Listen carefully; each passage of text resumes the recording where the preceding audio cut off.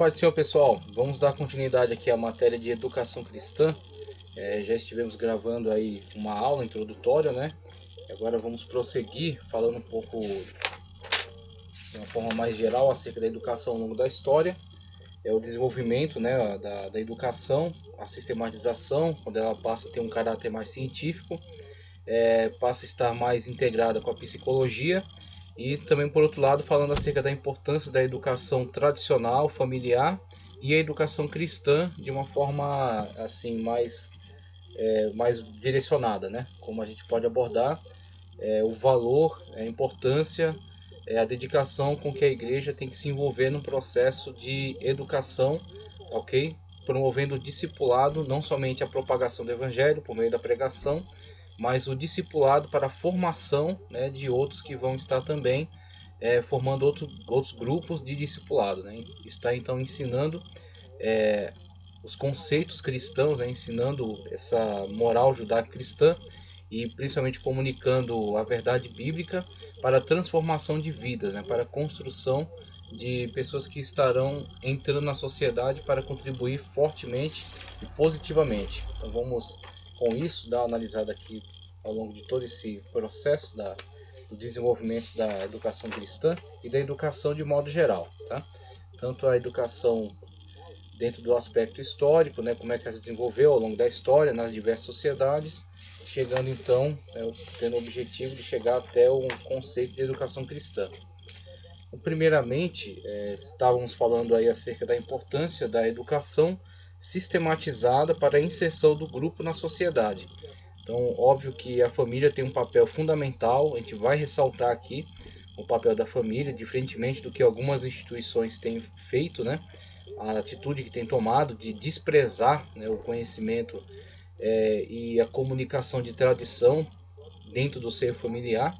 Então tem priorizado, né, a estatização, trazer a criança para dentro de uma educação sistematizada a partir de conceitos pedagógicos, psicológicos, né, promovidos dentro do currículo do Estado.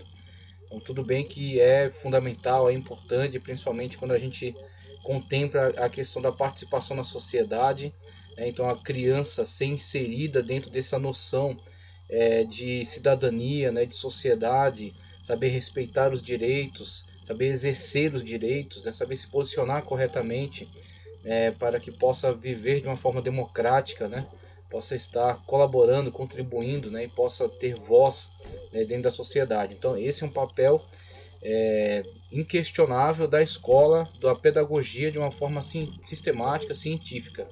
Só que esse papel da escola não pode ultrapassar só a alçada. Ela não pode querer interferir dentro de um ambiente mais íntimo, mais particular, onde temos a educação familiar, né, todo esse quadro da educação tradicional que vem ao longo de toda a história, construindo o caráter, comunicando valores, né, e contribuindo para a formação de uma personalidade equilibrada, para que então esse grupo, esse indivíduo possa ser inserido dentro do grupo e possa ter uma contribuição positiva dentro desse grupo. Construir, né, um grupo forte a partir de indivíduos também fortes e com uma educação equilibrada, né, com conceitos, valores construídos de uma forma bastante correta, né, de uma forma bastante consciente.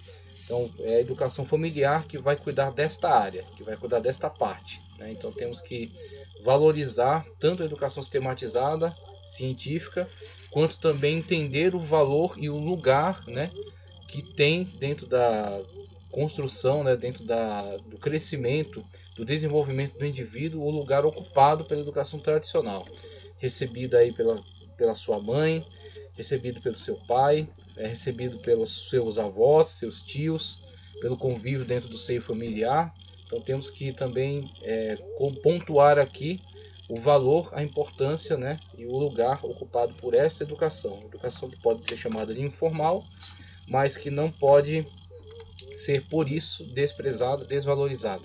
Não pode ser relegada, né, a um plano inferior. É simplesmente uma outra modalidade, né, que vai complementar juntamente com uma educação, né, mais sistematizada, vai complementar todo o processo formativo do indivíduo, tá ok? Então, a partir disso, dando sequência aqui, Temos então essa questão do quadro histórico, né? E vemos que dentro desse avanço do homem ao longo de toda a história, houveram processos de desenvolvimento, processos de aprimoramento do seu conhecimento, né? Onde ele passou a desenvolver algumas habilidades, algumas técnicas, e vimos que a partir de certo momento, quando podemos falar de história propriamente dita, né? A partir da Idade Antiga, pelo menos, né, 4, 5 mil anos antes de Cristo, quando surgem as primeiras escritas, né? O hierógrafo egípcio, o cuneiforme na Mesopotâmia, né? Nos Sumérios, entre os Sumérios, e outros tipos de escrita também que surgiram, né? Os ideogramas, né? Vimos que a educação passa a ser formalizada, né? O que era uma educação informal, comunicada dentro das tribos, comunicada dentro dos clãs, né? A comunicação de tradições, passa a ser formalizada uma vez que há um documento texto no qual será estudado, né? Então, alguns privilegiados terão acesso a certas castas superiores que estão a par dessas novas técnicas desenvolvidas e que então terão contato com esse conhecimento, né? Serão portadores desse conhecimento.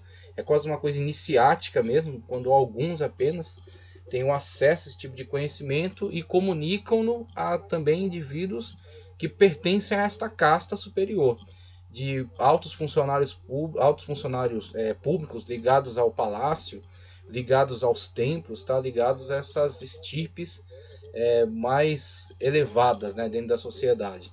Então temos aí o nascimento de uma educação formal, mas uma coisa que eu quero mostrar com esse quadro histórico é que tanto antes quanto após o surgimento de uma educação formal, digamos assim, temos todo este vasto período da existência humana sobre a Terra, em que a educação informal é o que de fato tem acompanhado, tem seguido juntamente com o homem durante toda essa jornada. Mesmo com o surgimento de uma educação formal, a partir do surgimento da escrita, temos também, né, em continuação, juntamente a esta, uma educação informal comunicada dentro do seio familiar, dentro das tradições familiares, as tradições do clã, as tradições da tribo, ok? E que são complementares em relação a essa. Por isso que queremos aqui deixar de uma forma bem clara que a educação informal, a educação como tradição familiar comunicada de geração a geração, ela tem o seu lugar, ela tem o seu valor, que ela é tão importante quanto a educação formal, sendo ambas complementares, tá ok? Para municiar esse indivíduo para que possa ter uma forte atuação, ser uma pessoa que de fato vai construir algo positivo, né? Vai trazer algo de bom para a sociedade na qual está inserido. Então, dando sequência aqui, vemos algo acerca do credo científico. Eu quero fazer uma leitura já aqui do texto da apostila, que diz o seguinte, acerca do credo científico. Uma outra razão para estudar a educação cristã reside no fato em que a instrução da ciência não tem poder para educar o homem na consciência. A ciência descobre fatos e coisas existentes, a lei informa normas de coisas também existentes, a educação desperta valores latentes. Então, vemos aqui já um certo posicionamento, né, do presidente aqui da Faculdade Teológica em relação àquilo que ele entende sobre a educação como meio de despertar valores latentes, né? Então temos aí a educação científica, sistemática, e uma educação informal, comunicação de tradições que despertam valores latentes. O homem instruído na ciência crê no testemunho dos historiadores, embora não tenha presenciado o fato referido na história. Crê na palavra dos químicos e dos físicos, embora achando que eles não se enganem e nem queiram o enganar. Crê na autoridade dos matemáticos e dos astrônomos, apesar de não saber medir uma só das distâncias e trajetórias siderais.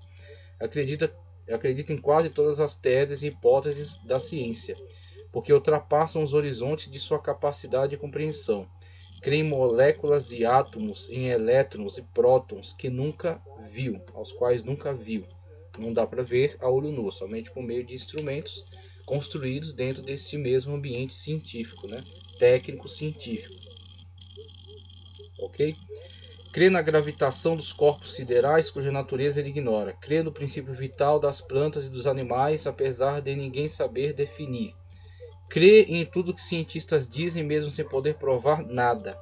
O que é espantoso em tudo isso é que os homens vivem de atos de crença e descreem de Deus. Então, temos aí uma provocação levantada por ele, que na verdade assemelha-se muito a uma provocação também levantada por Nancy Pearcey no livro Verdade Absoluta, onde ela expõe a necessidade da afirmação de uma cosmovisão cristã, e ela refuta o fato de que muitas das vezes, quando se tenta posicionar-se em relação à cosmovisão cristã sobre a vida e viver conforme ela em todos os aspectos da sua vida, né, destruindo essa barreira da dicotomia entre secular e sagrado, e fazendo com que a nossa visão de mundo, né, com relação a aspectos sagrados, né, aquilo que é influenciado pela Sagrada Escritura, ele tenha o mesmo direito de interferir em todas as áreas da vida como todas as outras cosmovisões têm. E aí, quando ela trabalha, né, para arrebentar com essa barreira da dicotomia, ela na verdade desperta também a visão, né, desperta a atenção para que observemos que na verdade aqueles que se colocam como neutros e alegam para si a autoridade científica, tá certo? Dizendo que na verdade eles trabalham em cima de fatos e não de valores, sendo os religiosos na verdade sendo eles impulsionados pelos valores de sua religião, e os valores estão ligados mais a uma questão filosófica, tá? E não tanto científica, prática, empírica. Ela diz que na verdade estes mesmos que alegam para si essa suposta neutralidade, tá certo? Essa suposta autoridade científica, são eles também defensores, pregoeiros de um outro tipo de cosmovisão. Não estamos lidando com uma questão de que os religiosos estão pelos valores e eles estão pelos fatos. Na verdade, estamos lidando com diversos tipos de valores, tá certo? E esses valores são premissa para análise sobre os fatos. Então, os fatos serão observados pelo aquele que é defensor da sua cosmovisão cristã, né, a partir da sua ótica, mas o outro que se dizia neutro, na verdade, ele também tem uma premissa. E a sua premissa, por exemplo, como está aí na tela, é uma posição anti-sobrenaturalista, uma visão materialista sobre a história, por exemplo, né, uma interpretação materialista sobre a história, que aborda a premissa de que tudo que existe, na verdade, é aquilo que pode ser provado empiricamente. Ok? Mesmo que essa explicação apenas empírica não seja suficiente para provar de fato todas as coisas. Muitas das coisas escapam à sua capacidade de prova, tá certo? Não apresentam evidências para tudo. Mas eles querem arrogar para si essa pretensa neutralidade, essa pretensa autoridade científica, e é quando impõe a sua cosmovisão cristã, como se fosse a cosmovisão oficial. Perdão, impõe a sua cosmovisão ateia, né? A sua cosmovisão como se fosse uma cosmovisão que tem mais autoridade que as outras. E na verdade é apenas uma disputa, né, entre diversos campos, diversas formas de posicionamento, né, e diversas premissas, né, que se contrapõem. Então temos aí, a partir dessa discussão, isso que ele levantou aqui. Então as pessoas saem acreditando em tudo que é em tudo que é dito, né, nos meios de educação, nos meios de mídia, e quando se traz, né, para essas afirmações a pretensa autoridade absoluta de ser científico.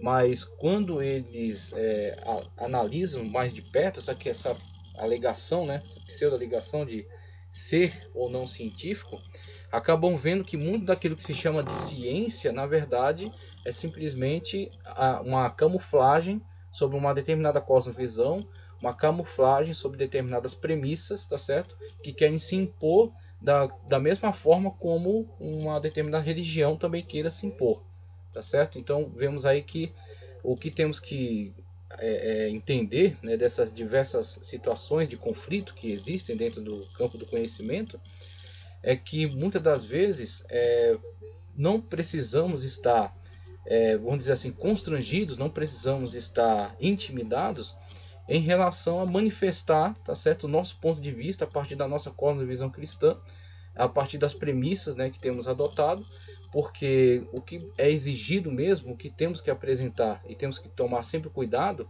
é de não distorcer os fatos, não fazer com que os fatos venham estar atendendo a nosso ponto de vista, né, aos fatos distorcidos para atender às teorias.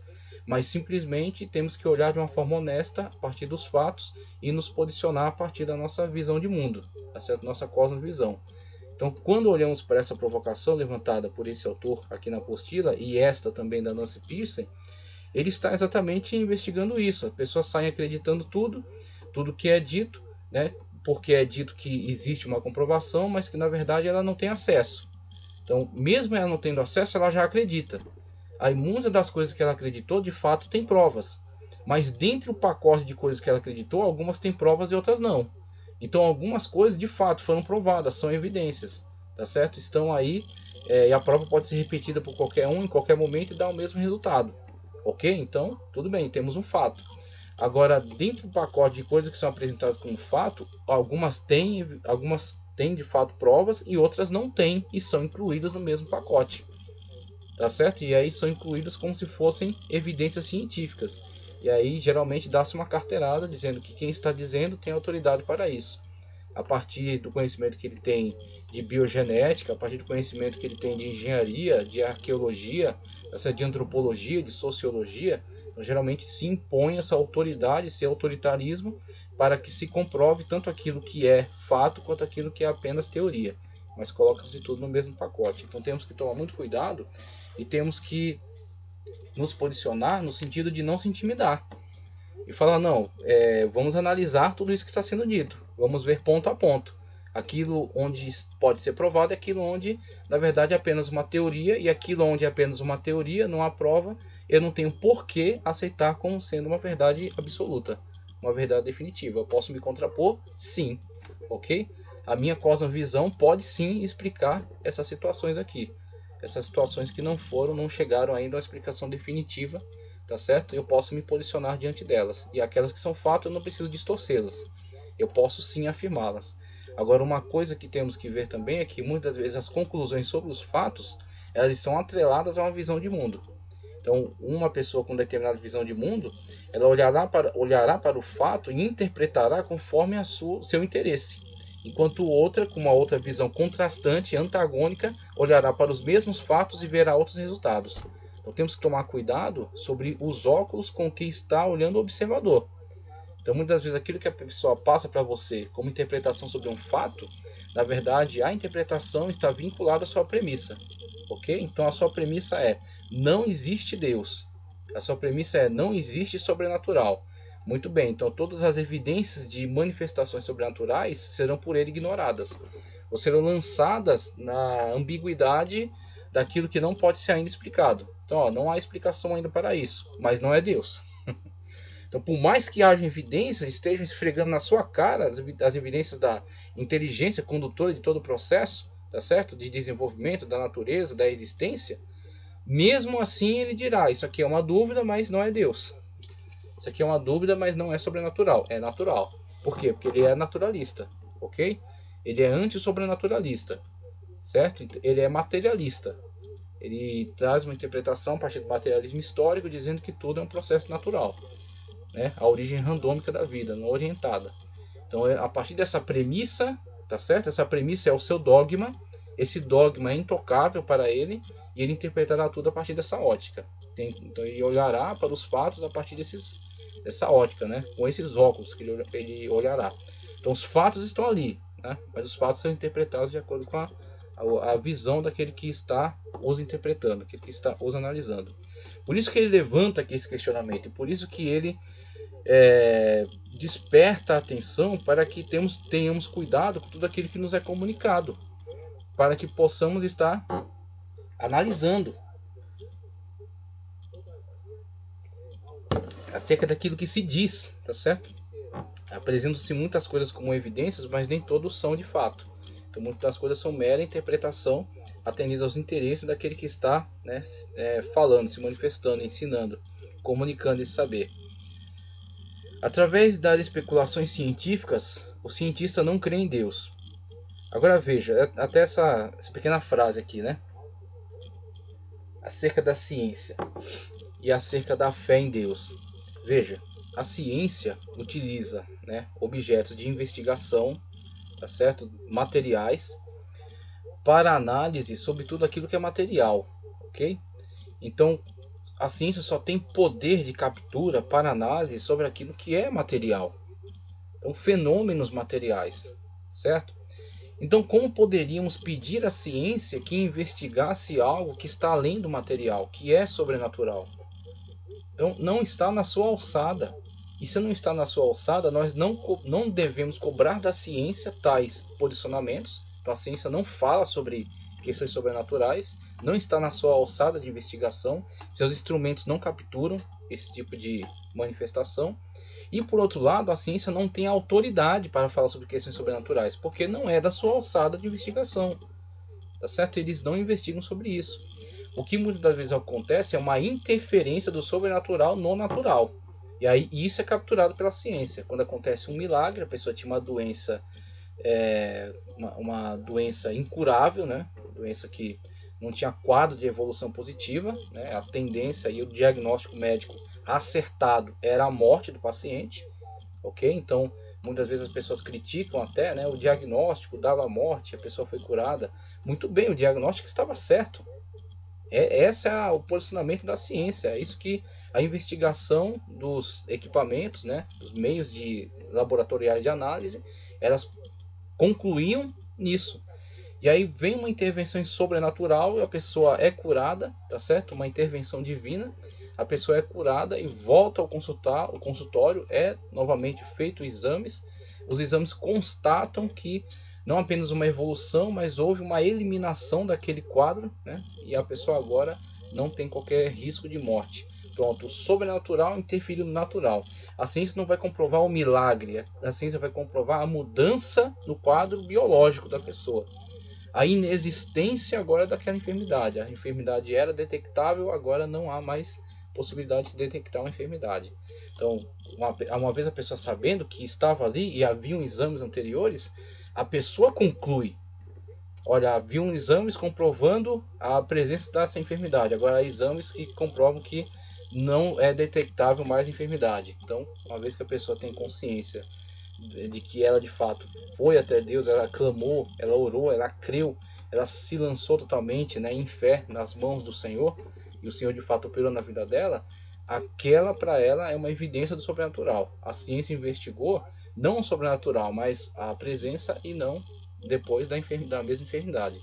Então, aí onde a ciência atua, ok? Mas a ciência não vai nunca provar Deus, porque Deus está fora da capacidade de capturação dos seus instrumentos. Então Deus não pode ser provado pela ciência e nem precisa que seja. Então aqueles que creem em Deus, aqueles que têm fé em Deus, têm os seus próprios meios e o Senhor comunicou a eles esses meios para que possam chegar até a presença de Deus e sentir a presença de Deus e se relacionar com Deus, ter comunhão com Deus. Então a fé, conforme diz o autor dos Hebreus, a fé é o firme fundamento das coisas que se esperam e a prova daquilo que não se vê. O firme fundamento das coisas que se esperam, aquilo que ainda está para o futuro, aquilo que ainda é escatológico. E já temos fundamento da sua validade, da sua certeza, por causa da fé. E a prova, ou seja, daquilo que não pode ser visto, aquilo que não pode ser capturado pelo olho humano, é provado pela fé. A fé é uma linha de comunicação direta. A fé não é irracionalidade. A fé é contato com o sobrenatural, ok? Então temos aí o campo da fé. O campo da fé e o campo da ciência. Elas não estão em conflito. Nem existe, estão em dimensões diferentes, ok? Então uma coisa está na dimensão material, outra está na dimensão espiritual. Não há conflito. Então haverá interferência de um campo no outro, em algum momento haverá. Mas não há questão de conflito. Simplesmente que uma tem um campo, uma área, uma alçada de trabalho e outra tem outra área, outra alçada. Então, seguindo adiante, ele diz aqui: através das especulações científicas, o cientista não crê em Deus, mas como poderia o artefato compreender o artífice? E que Deus seria esse que numa inteligência coubesse? Um mar que coubesse numa concha de molusco ainda seria um mar? Que nome mereceria um universo encerrado num dedal? O infinito circunscrito pelo finito seria infinito? O cientista não pode explicar quem é Deus por A ou B. E por isso ele descrê em Deus. Só que isso é uma conclusão, né, tirada a partir de uma ignorância. Né? Então, quando se compreende a natureza das coisas, o que é ciência, qual é o seu campo de investigação, e o que é Deus, né, e o seu campo de existência, como Deus existe dentro do plano sobrenatural, espiritual, e interfere no natural e deixa sinais que são detectáveis, ok? Então detecta-se o sinal, a interferência, mas não Deus em si. Agora, claro, aquele que tem uma premissa antissobrenaturalista, uma premissa materialista, ele atribuirá esse sinal a qualquer outra coisa, né? Então vemos aí aqueles que tentam justificar milagres. E o mais horroroso de tudo isso é que não falta quem crê em tudo que eles pensam e cogitam, mas não creem em Deus. Então saem crendo em tudo que é dito, porque se atribui autoridade científica, aquele que está dizendo, não se investiga o que foi dito, não se investiga as conclusões, porque chegou aquelas conclusões sobre aqueles fatos, mas quando fala-se acerca de Deus, não se acredita. Está mais que provado que a inteligência joga luz na mente, mas não joga força na alma. Por isso, eduque a criança nos caminhos cristãos, a fim de que na escola secular ela venha receber a luz da inteligência e nos princípios cristãos ela receba a força na consciência. E mais do que a educação vai ocupar um papel preponderante, um papel importante na questão do fortalecimento dessa criança na sua fé, mas a promoção do contato pessoal dela com Deus. Então a criança tem que ter o seu próprio envolvimento com Deus, o seu próprio contato com o Senhor.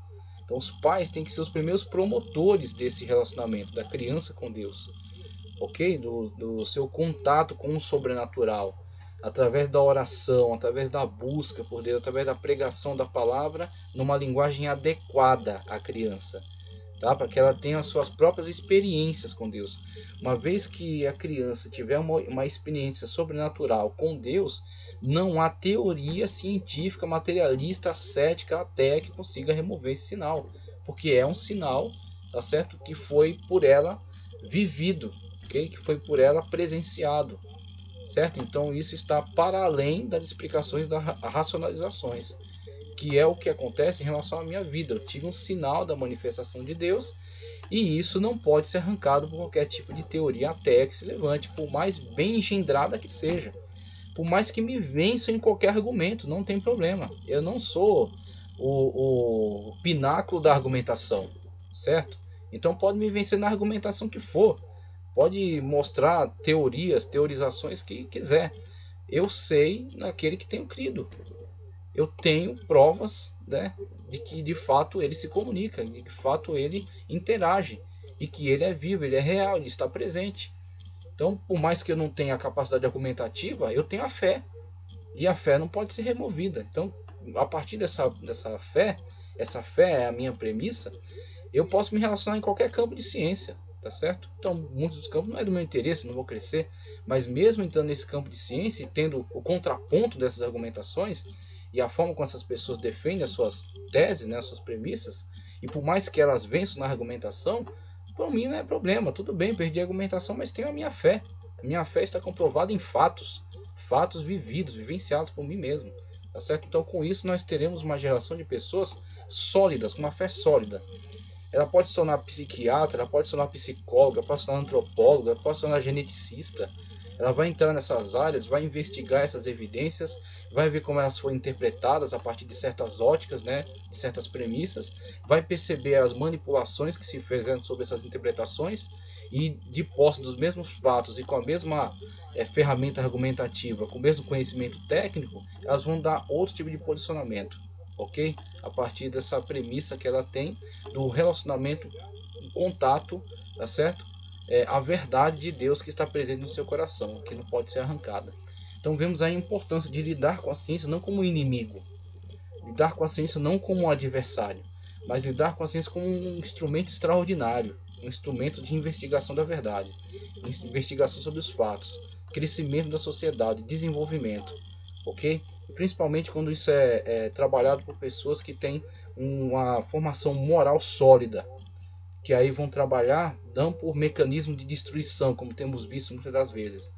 Grandes cientistas, grandes mentes se deixando levar, se deixando usar por ideias destruidoras, ideias que têm acabado com a sociedade, que têm levado o homem aos estágios mais baixos da sua existência, tá certo? Então temos aí como é arriscado deixar esses instrumentos na mão de pessoas erradas, e como temos que incentivar pessoas com pessoas que estão equilibradas, que tem uma moral, uma ética, né, que possa contribuir positivamente para a sociedade, como temos que incentivá-las a entrar nesses campos e trabalhar nesses campos e crescer neles, tá certo? Então temos aí um posicionamento correto, né, diante da ciência.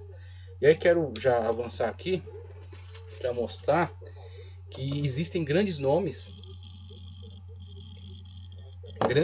de homens que creem e que criam em Deus e que trabalharam de uma forma brilhante dentro das áreas científicas, cresceram grandemente nelas e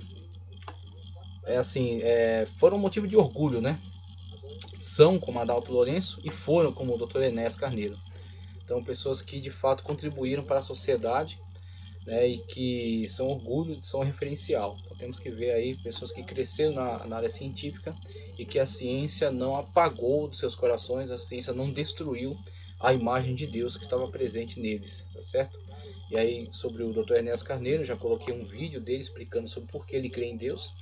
Ele falando sobre a complexidade da informação genética, né, e como isso, se a gente fosse fazer vamos dizer assim, a transferência, né, se fosse fazer uma analogia entre as informações genéticas e se isso pudesse ser transformado em letras e a quantidade de livros que produziriam nessas informações genéticas. Eu não vou acertar aqui o número, que faz um tempinho que eu passei essa palestra, mas ele falou algo em torno de 300 ou 400 mil enciclopédias Barça no gene, tá certo? De carga de informação genética. Se fosse fazer a conversão daquela informação genética em letras e, né, somando, né, essa somatória de informações, constituiria aí tantas enciclopédias britânicas ou Barça, tá certo? Dentro de um único gene. E aí ele mostra a perplexidade, é isso que me chama a atenção, né? A perplexidade do cientista quando ele tem os instrumentos de análise e ele se coloca diante das evidências e as evidências falam a ele, apontam para ele um sinal, tá certo, da manifestação do sobrenatural. Então Enéas viu a inteligência na condução de todo esse processo. E ele viu que o acaso não era suficiente. E aí quando ele se deparou, né, com essa perplexidade diante da grandiosidade da natureza, e ele viu Deus, ok? Então temos aí uma frase dele: o mais importante de tudo é estudar, é aprender. Estudando e aprendendo, o indivíduo é livre. Ele consegue lutar por uma sociedade melhor. O grande propósito, né? Agora, para que ele tome esse posicionamento, existe toda uma carga de formação ética e moral, ok? Comunicada não pelos bancos escolares, que não tem essa obrigação, não tem que ser cobrado deles, mas comunicada ou pela família, ou pela igreja, ou pelos dois. Então, ideal é que seja pelos dois. Uma sociedade melhor, sem nenhuma dúvida, só será feita quando cada um tiver a ideia do mundo em que vive e de si próprio como um cidadão dentro da sociedade. Dr. Enéas Carneiro, tem aí, né? Enéas Carneiro foi um militar, médico, cardiologista, físico, matemático, professor, escritor e político brasileiro. É considerado o maior ícone do conservadorismo nacionalista no Brasil. E como político fundou o extinto Partido de Reedificação da Ordem Nacional, PRONA. Informações aí da Wikipédia. Nasceu em 5 de novembro de 38, no Acre, né? Um acreano, difícil aí ver um acreano, né? Falecimento, 6 de maio de 2007, Rio de Janeiro. Enéas Ferreira Carneiro, grande homem, que nos deixou aí um grande exemplo. E outro que está presente aí, trabalhando intensamente, dando palestras, né, dentro do meio evangélico e fora dele, e que tem sido um grande referencial como cientista e como homem de Deus, é o senhor Adalto Lourenço. Então temos aí Adalto Lourenço. A frase dele: processos naturais e leis da natureza não teriam trazido à existência o universo, a vida e nem mesmo a complexidade neles encontrada. A natureza não teria se autocriado. Aí essa afirmação, a gente até pode dizer, não, mas meu pastor também diz isso. Não, mas a missionária que eu conheço também afirma isso. Tudo bem. Tem autoridade? Sim, claro que tem. A partir do subsídio bíblico, né? A partir do fundamento bíblico no qual, né, pregam, né, se utilizam para a sua mensagem. Tem autoridade, com certeza. Mas nós precisamos também de pessoas que adentram ao mundo das ciências, tá certo? Desenvolvem-se, crescem, se aperfeiçoam dentro de uma área, dentro de um campo dessa ciência. E a partir desse campo da ciência dão um parecer. É um técnico, tá certo? É um perito nessa área. Então, a partir dessas ferramentas de conhecimento que ele detém dentro desse campo da ciência, diante dessas evidências, desses fatos, ele dá essa declaração. E aí, a questão da autoridade dele é que ele está par a par, tá certo? Ombro a ombro, com outros cientistas também especializados nessa área e que tem outro enfoque, que tem uma outra visão de mundo, tem uma outra cosmovisão, tem outras premissas e interpretam de outras maneiras. Lembrando sempre que os fatos não podem ser distorcidos para atender às teorias, mas a interpretação que se traz sobre os fatos, né, está ligada também a uma determinada premissa, que faz você enxergar algumas coisas e não outras, né? Então ele, diante desses fatos e com a capacitação que ele tem, a partir da autoridade que ele detém como especialista na área dele, ele nos dá esse parecer. E aí onde entra o grande valor de incentivarmos pessoas a de fato crescerem dentro das ciências, né, avançarem e poderem então fazer essa análise. Eu não tenho essa capacidade, né, do seu Adalto Lourenço, porque eu não tenho essa formação, mas eu trabalho dentro daquilo que é possível a mim, né, dentro dessa área religiosa, né, eu vou trabalhando, vou crescendo, vou analisando e contando com apoio, contando com a informação, né, comunicada por esses grandes homens. Adalto Lourenço, formado em Física pela Bob Jones University, em 90, Carolina do Sul, Estados Unidos. Possui mestrado em Física, obtido na Clemson University, em 94, Carolina do Sul, Estados Unidos. Talvez ele já tenha adquirido outros títulos de formação, porque essa minha informação não sei se está atualizada. Mas temos aí exemplos de grandes homens que avançaram nas suas áreas de conhecimento científico e a sua fé não foi destruída por causa disso.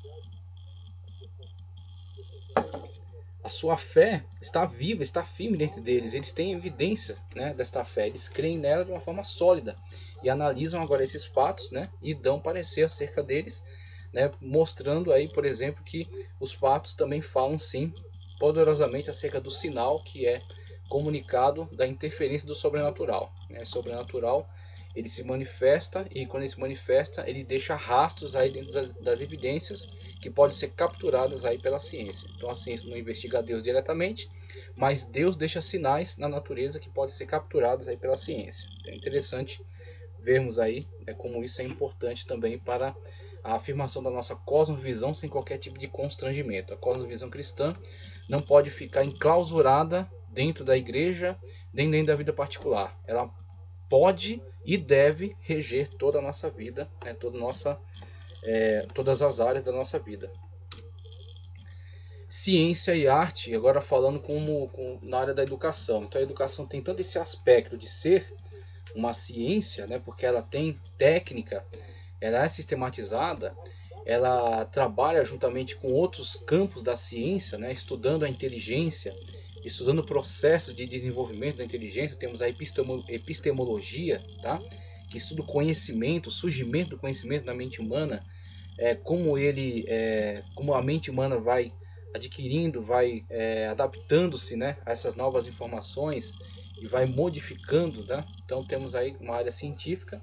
Então a pedagogia toma emprestado da psicologia, por exemplo, né?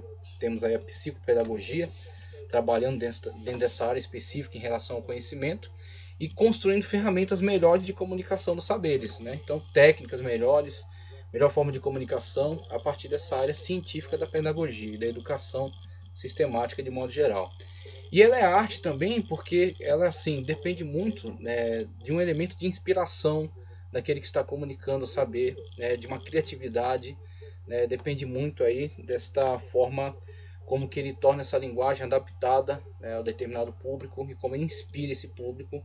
Ele torna o conhecimento agradável, né, o conhecimento, vamos dizer assim, torna desejável, né, para que os seus alunos, para que os educandos possam então possam então ingressar, né, nessa aventura que é adquirir saberes, adquirir conhecimento. Então, a educação ela tem esses dois aspectos. Tem um aspecto científico, né, onde temos as teorias, as regras, né, temos os postulados científicos, e ela também tem a arte, quando nós vemos aí como o professor, né, ele precisa ter essa habilidade artística também na comunicação dos saberes. Precisa ter esse tato, né, essa inspiração. Com relação à terminologia, eu peguei aqui algumas definições. Temos essa primeira, O que é educação? É o processo pelo qual uma pessoa ou um grupo de pessoas adquirem conhecimentos gerais, científicos, artísticos, né? Então temos a questão daquilo que é belo, né? Aquilo que é agradável, né? Aquilo que vamos dizer assim, aquilo que atrai assim a atenção, tanto pelo aspecto da beleza, quanto da rusticidade, né? Quanto do espanto, quanto da perplexidade. Então todos sentimentos que fazem parte, que integram o ser humano e podem ser instigados dentro da educação. O horror ao holocausto, né? A alegria, né? Pelo desenvolvimento da tecnologia, tá certo? O amor aos indivíduos, então, muito apelo ao sentimental. Então temos aí também um aspecto artístico, né? Técnico, e aí temos diversas técnicas para a aprendizagem ser testada, por exemplo, formas de avaliação, né? Aí trabalhos, redações, né? Fazer análise de texto, né? Provas principalmente, né? Diversos tipos de provas que são aplicadas para se mensurar aquilo que foi absorvido do conhecimento. Então, temos a parte técnica, né? Ou especializados. Então, cada área de educação tem, de modo geral, né? Pedagogia geral, as fases iniciais, depois especializações. E aí, quando chega a determinada fase, entra o especialista, né? Onde entra o professor de história, geografia, biologia, química, física, né? Matemática, português, língua geral, português, inglês e tal. Então entra áreas mais especializadas, com o objetivo de desenvolver sua capacidade ou aptidões. Além de conhecimentos, a pessoa adquire também pela educação certos hábitos e atitudes. Aí vai ampliar aí a educação sistemática, né? A educação científica e a educação mais informal, a educação mais tradicional. Comunicação de tradição familiar, comunicação de tradição popular. Outra definição: ação ou efeito de educar, de aperfeiçoar as capacidades intelectuais e morais de alguém. Educação formal, educação infantil, processo em que uma habilidade se desenvolve através de seu exercício contínuo. Educação musical. Dá vários exemplos aí, vários meios pelos quais a educação se manifesta, tá? A etimologia, aqui está em tela, e a que eu vou passar aqui da apostila, tá? Então aqui está em tela, temos aí o termo latino educare. Educare é composto pela união do prefixo ex, que significa fora, e ducere, que quer dizer conduzir ou levar. O significado do termo direcionar para fora era empregado no sentido de preparar as pessoas para o mundo e viver em sociedade, tirar para fora do seu ambiente íntimo, né, ou do seu egocentrismo, inseri-las dentro do meio social com as suas regras, né? Precisa saber se conduzir dentro do meio social, saber se colocar como cidadão. Aquilo que lhe é proibido, aquilo que lhe é permitido. Ou seja, conduzi-las para fora de si mesmas, mostrando as diferenças que existem no mundo. Então é muito importante que a educação faça isso.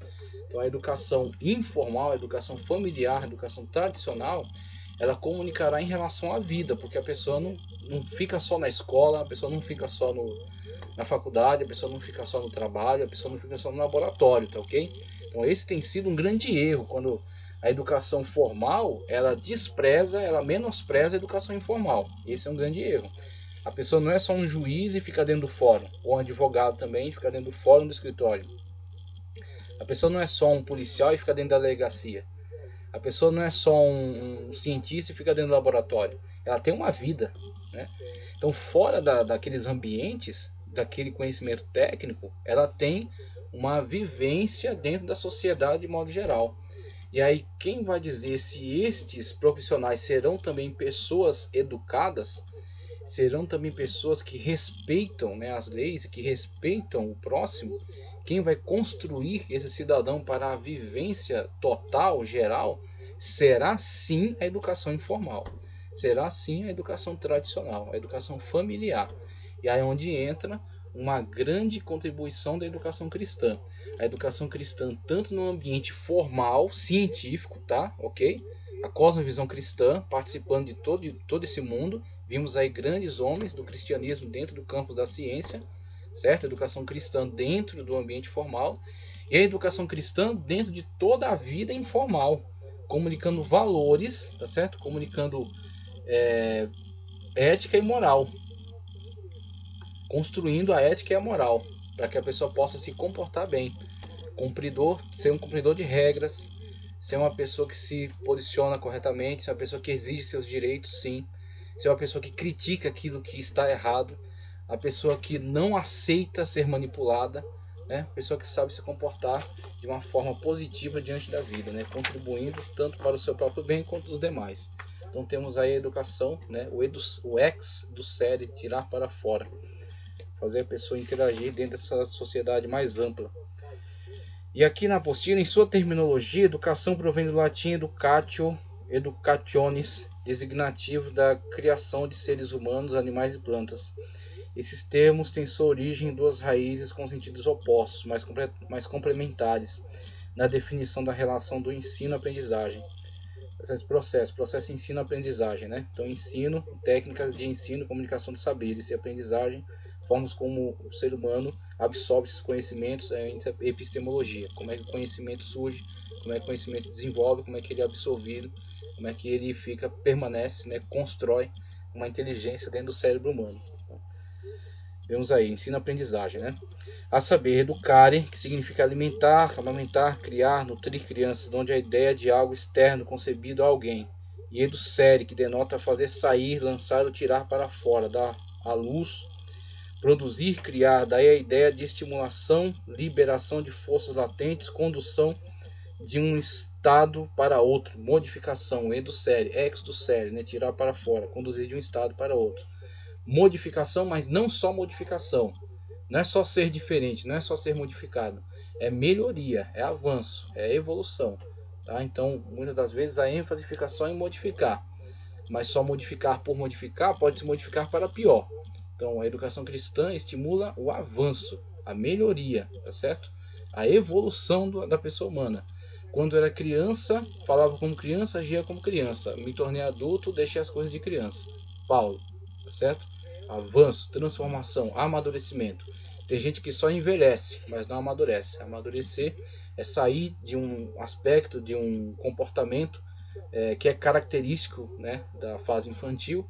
É uma coisa um tanto mais emotiva, descontrolada, irracional. Sair disso e amadurecer, ser mais racional, responsável, ser exemplo para os demais, se conduzir bem, saber evitar, tá certo? Coisas que são negativas. Tudo me é lícito, mas nem tudo me convém, tá certo?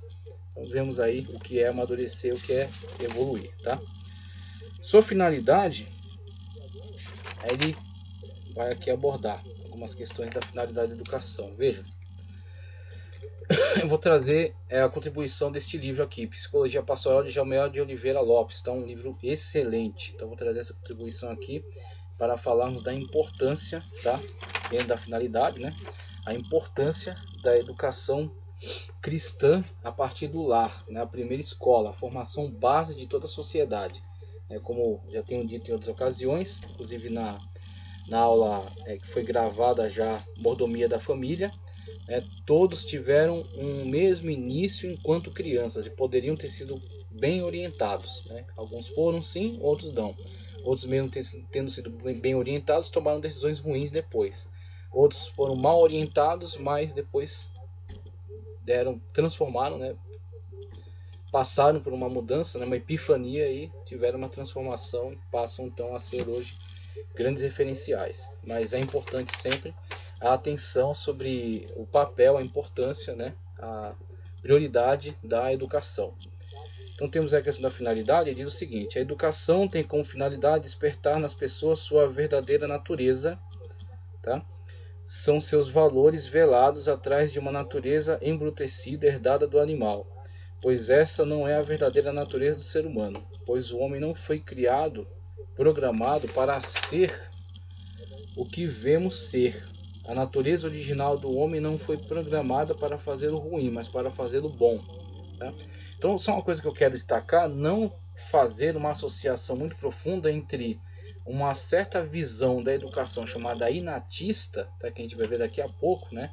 Uma questão, na verdade, mais ligada à psicologia, tá? Aí a psicologia sendo utilizada como uma das ciências auxiliares da pedagogia, então a pedagogia toma de empréstimo esses conceitos, tá? Para elaborar sua técnica, sua forma de comunicar conhecimento. Então, a partir de algum pressuposto, né, inatista, né, que a criança, na verdade, ela tem em si já aquilo que é da sua tendência, vamos dizer assim, a sua vocação, né? Então, infelizmente, alguns até olhavam para isso e diziam que alguns já têm vocação ruim. Então, mesmo com interferências externas, a vocação dele vai se manifestar. Então, aí temos uma visão negativa, uma visão pessimista, né? Mas essa questão inatista, ela trabalhava mais a questão de que as habilidades já estão inatas e o professor simplesmente já as desperta, tá? E não tanto a questão de direcioná-la, moldá-la, mas somente de despertar, tá? Então, a gente vai ver daqui a pouco alguns desses postulados, né? Postulados filosóficos, psicológicos e que são aproveitados dentro da pedagogia.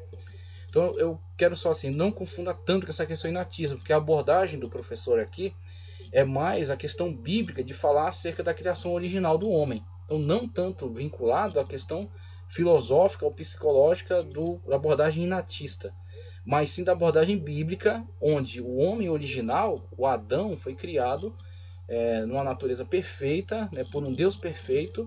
Então temos assim como que potencialmente dentro de nós, de todos nós, este Adão, né, essa criação original de Deus, que é obliterada, vamos dizer assim, que é encoberta por uma natureza embrutecida por causa da manifestação do pecado.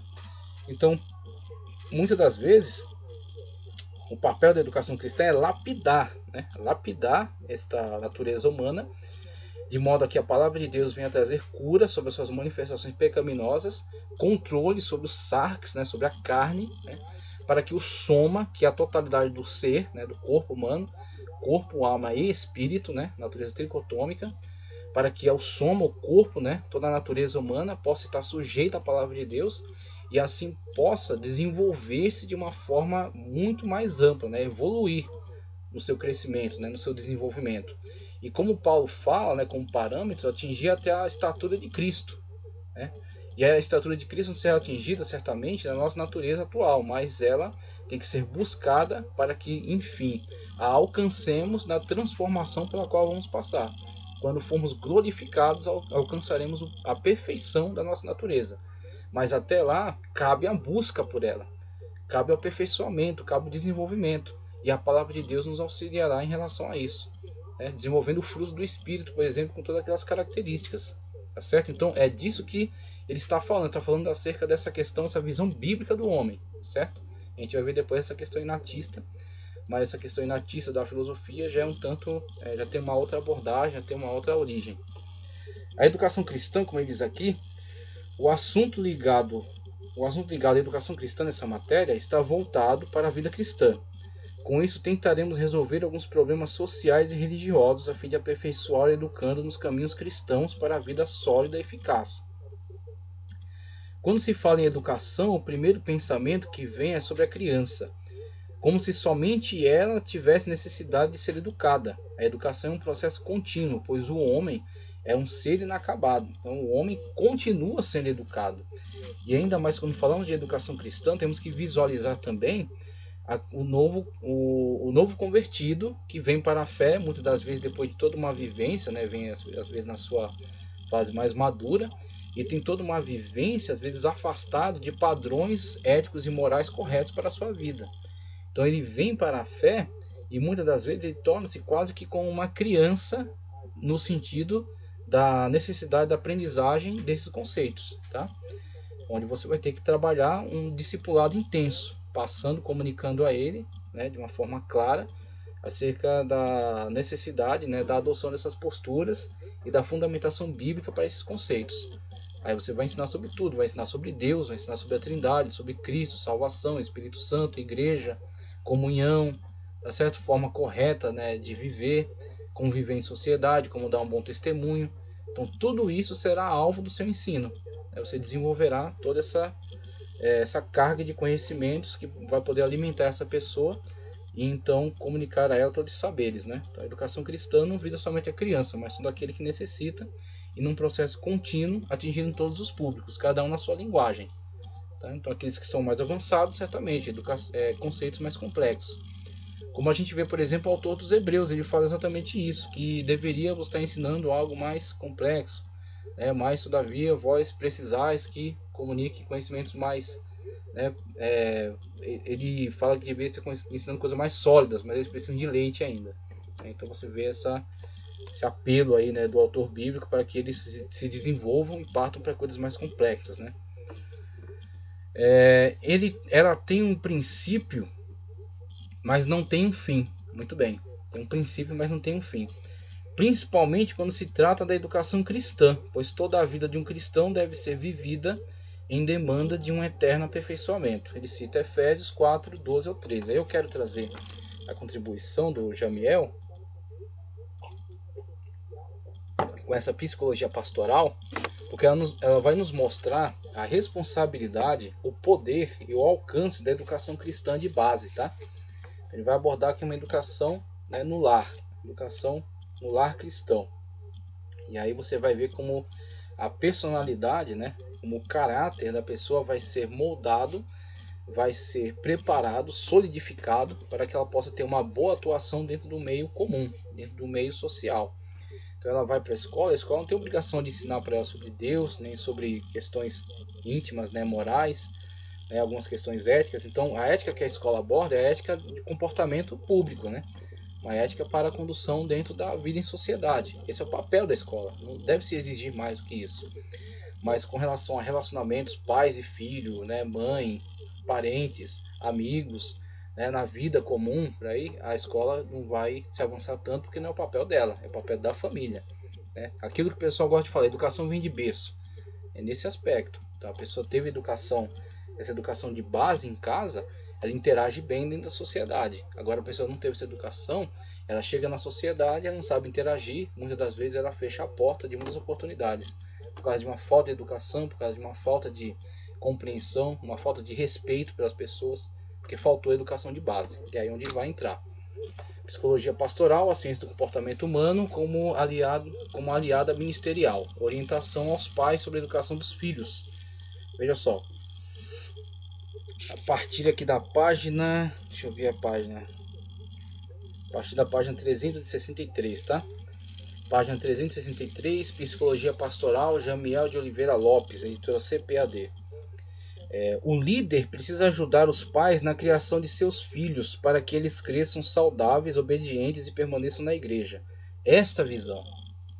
Muitas das vezes se preocupa somente com a visão mais evangelística. Agora compreenda, não estou dizendo que o evangelismo não é importante, ele é fundamental. A visão missionária, fundamental também. Só que da mesma forma como se preocupa com a questão evangelística e missionária, tem que se preocupar com a questão da igreja ser formadora de discípulos. E esses discípulos dentro de cada fase do desenvolvimento humano. Os pequenos discípulos da escolinha de crianças, né? Maternal, escolinha de crianças, passando pela adolescência, a juventude, pré-casamento, pós-casamento, maturidade, anciãos, tá? Abordando todo o processo da vida, ok? Para que estes que estão já dentro da igreja possam ser firmados, né? Possam ser atendidos, né? Possam estar sólidos, firmes, para que eles possam fortalecer os demais e buscar outros para dentro da igreja de Cristo. Agora, geralmente o processo a pessoa nasce dentro de um lar cristão, né? Cresce sem muita orientação, tá certo? É influenciado por algumas correntes, né, de pensamentos do mundo que tornam ele um cético muitas vezes dentro da igreja, né? Ele vai crescendo, vai se tornando incompatível a sua forma de pensar com aquele evangelho. Ele sai, tem experiências terríveis no mundo, se destrói, né? Acaba tendo muitas desilusões, até que chega uma certa maturidade na vida, onde ele não quer aquele tipo de vivência para os seus filhos, então ele retorna para a igreja, tá certo? Algumas vezes ele tem um encontro verdadeiro com Cristo, outras não. Algumas situações ele retorna para a igreja somente para comunicar uma tradição que ele acha que é importante para os seus filhos. Mas quando ele volta para a igreja e tem um encontro com Cristo, aí ele quer, né, se dedicar e quer criar seus filhos agora de uma forma diferente da que ele foi, né? Então ele quer comunicar algo valoroso, algo importante para os seus filhos. Mas esse processo não precisa se perpetuar. A igreja pode interromper esse processo, né? Fortalecendo aqueles que já estão dentro, orientando-os em relação à vida, apresentando essa cosmovisão, essa visão cristã que dá resposta a tudo, tem uma resposta a todas as coisas, né? Trazendo contribuições importantes de homens da ciência, né? Nas áreas especializadas, educação, psicologia, sociologia, teologia, Então temos aí importantes pessoas que podem contribuir nesse processo de educação, fortalecendo as pessoas para que a igreja cresça sólida, não perca os que tem e ganhe os que estão fora, tá certo? E mesmo que não ganhe todos que estão fora, influencia a sociedade, né? Seja um importante referencial para a sociedade de ética e moral, tá certo? Um referencial de Deus na Terra. Então temos aí um importante papel a desempenhar, né? Importante papel da igreja a desempenhar. Muitos pais estão completamente perdidos em relação à educação de seus filhos, não sabendo estabelecer limites. Se os pais não mostrarem as fronteiras entre o certo e o errado para seu filho durante a infância, ele poderá tornar-se instável e inseguro na vida adulta. Há uma tendência de culpá-los ao perceber que não lhes deram estrutura, tornando-os menos protegidos para a vida.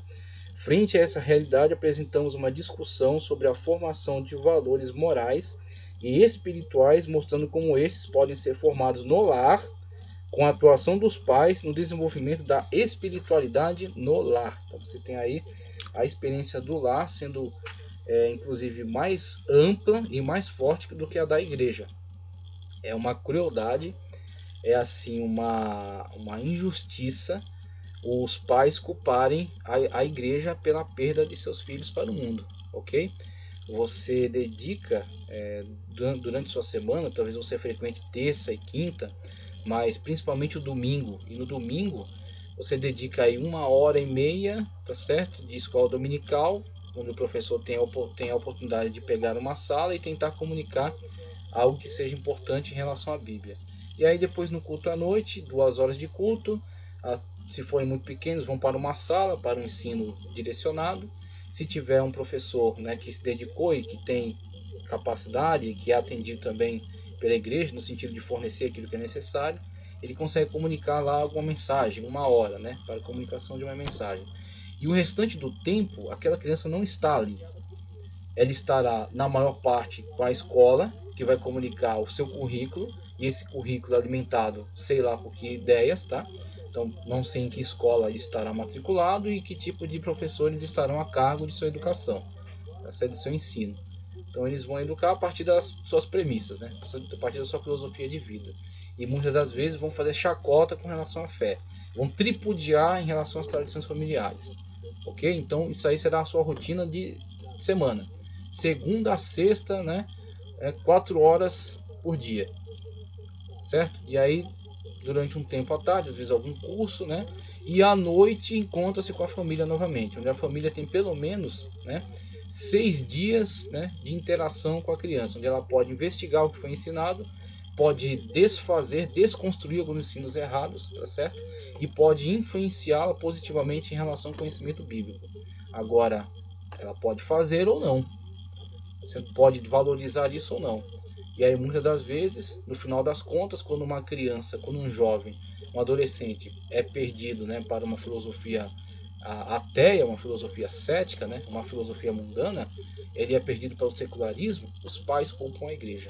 Aí é muita falta de responsabilidade, falta de conscientização, né? Então a igreja tem que fazer o seu papel, mas os pais também têm um papel fundamental e a educação cristã, aquele que está à frente dessa educação tem que conscientizar os pais em relação a isso.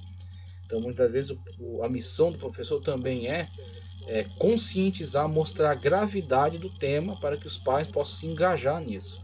Aí se houver um engajamento dos pais, né, um acordo, né, os pais foram em acordes dentro do lar para a comunicação desse ensino, e houver uma aliança entre os pais e os professores, né, e o pastor, a liderança, teremos aí um ensino eficaz, né, e poderemos construir um ambiente no qual a fé dessa criança será desenvolvida e ela se tornará um fiel, né, se tornará uma pessoa com uma fé sólida, tá certo? Que poderá enfrentar qualquer contrariedade dentro da escola, mas terá uma fé solidificada, uma fé inabalável. O lar e a formação de valores morais e espirituais. Veja só, a base para a formação de um lar cristão sólido está na formação dos valores morais e espirituais.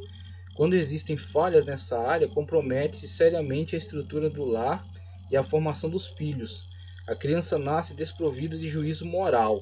O recém-nascido possui apenas uns poucos instintos: sugar, respirar, engolir, gritar, etc.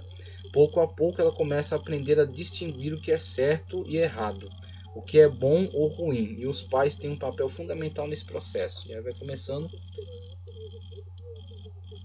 um ensino que é mais afetivo, né? Mas que com o desenvolvimento intelectual vai se tornando um pouco mais complexo. Mas agora a necessidade do suprimento, né, da carência afetiva da criança, né? Então o cuidado, né, a higiene, o afeto, o carinho, a presença dos pais, né, para que essa área afetiva da criança seja desenvolvida de uma forma equilibrada e sólida, né, para que ela sinta de fato afeto e ela possa estar segura. Que são valores cristãos? São princípios, leis ou normas que regem a vida cristã, fundamentados na palavra e no caráter de Cristo. Os valores são mais do que um conjunto de hábitos e rituais desprovidos de sentidos. São, na verdade, o estabelecimento de princípios de certo ou errado, ou a formação de um juízo moral. Muito bem, como é que você espera que uma escola passe isso? Não tem como, a escola não vai entrar nessa alçada. Então, quem vai passar essa alçada, esse juízo moral de certo e errado, são as famílias. É o ensino tradicional que entra nessa área. Então, se isso ficar ausente, a pessoa cresce sem isso e vai entrar na vida, né, sem esse critério, sem esse juízo, sem essa crítica, né? E aí onde vai absorver muitas das vezes muitas das coisas que vão ser nocivas para ela, vão destruir a sua vida, vão largar ela nos vícios, na promiscuidade. Por quê? Porque ela não sabe fazer essa distinção. Isso não foi feito de uma forma clara para ela. As questões relacionadas com os valores, especialmente os valores morais e éticos, são tão antigas quanto o próprio homem. Aquilo que eu falei, por mais vasta que seja a história, e por mais que o ensino formal seja antigo, o ensino tradicional é mais antigo e caminha juntamente com o ensino formal. Ele antecede, e quando surge o ensino formal, ele permanece importante, seguindo junto com este, tá certo? Em cada era da história humana, leis, regras, códigos de ética e outras evidências de preocupação com o comportamento moral têm sido debatidas, discutidas e transmitidas de geração em geração por meio do trabalho oral. Veja, por que é importante a formação de valores? Deus, ao criar o homem, estabeleceu uma norma de conduta que o aprova ou o condena. Concedeu-lhe uma natureza moral chamada consciência. Através dela, o homem distingue certo e errado. Não pela influência do conhecimento acumulado na mente, senão por um julgamento espontâneo e direto. Os valores formados na infância são determinantes na formação do caráter, tá certo? E na definição do indivíduo do meio social em que ele vive. Os valores ajudarão os filhos a trilharem pelos caminhos do Senhor e fazerem escolhas certas. A criança nasce desprovida de juízo moral. O recém-nascido possui apenas uns poucos instintos: sugar, respirar, engolir, gritar, etc. Durante o primeiro ano e meio de vida, a criança passa a viver numa completa dependência da mãe. O seu universo é autocentrado e o mais importante é o seu próprio eu. A partir do segundo ano de vida, a criança começa a sair de um estado de dependência e cumprir deveres. A mãe começa a fazer as primeiras cobranças: você deve escovar os dentes, os dentinhos. Você não pode mexer na mesa de centro, etc. Né? Como primeiras regrinhas, né? Que vai conduzindo a pessoa dentro de padrão de comportamento, obediência, higiene, asseio, por aí vai. Iniciando a formação dos conceitos de certo e errado. Pouco a pouco ela começa a aprender a distinguir o que é certo e errado, o que é bom, né, ou ruim. Então temos aí desenvolvimento a partir desse ensinamento básico, né? Ensinamento de comportamento. O estabelecimento de valores. É importante que se compreenda o lugar do lar e do desenvolvimento dos valores. Que valores devem ser ensinados e de que forma isso pode ser feito num nível prático, tá certo? Temos aqui, ok, só para não perder. Os valores serão desenvolvidos por meio de um relacionamento entre o que passa a ser determinado no lar e no ambiente em que a criança vive, e a descoberta a respeito de si mesmo como pessoa. A partir daí, não são mais os instintos que controlarão a criança, mas sim o comportamento aprendido por intermédio de outras pessoas. Quando o lar não é cristão, a pessoa possivelmente aprende alguns princípios fora da vontade de Deus. O Senhor deu aos pais a responsabilidade do desenvolvimento dos valores morais e espirituais dos filhos. A obediência é um princípio básico para os filhos que querem ser abençoados por Deus. Vós, filhos, sede obedientes aos vossos pais no Senhor, porque isto é justo.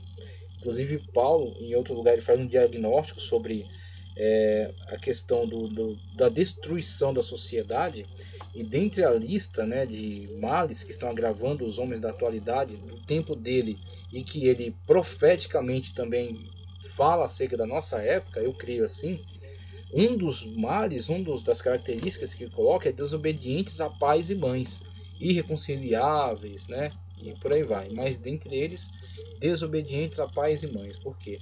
Uma vez que a pessoa não tem o básico, o mínimo de conceito, de educação, honra, respeito, amor, né, reverência pelo pai e pela mãe, ele não o terá em relação a outras pessoas que afetivamente estão muito mais distantes dele.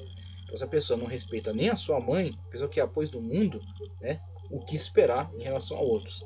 Agora, claro, respeitando-se outros casos, né, N situações em que, por exemplo, a mãe nunca manifestou afeto, respeito, cuidado, né, por esta criança. Então, muitas das vezes, apesar disso, ainda assim a criança ainda ama a sua genitora, mas muitas das vezes o amor pela mãe é destruído por causa de uma atitude, né, terrível, uma situação de desrespeito desta mãe em relação a esse filho que ela gerou. Então, claro que existem essas situações, mas falando de modo geral, o respeito aos pais é base, tá certo? Uma vez que falta isso, há um desmantelamento da atitude dessa pessoa em relação à sociedade, tá certo? Então não há nada de bom esperar de uma pessoa que não tem esse padrão de respeito, amor, reverência, né, pelos seus pais.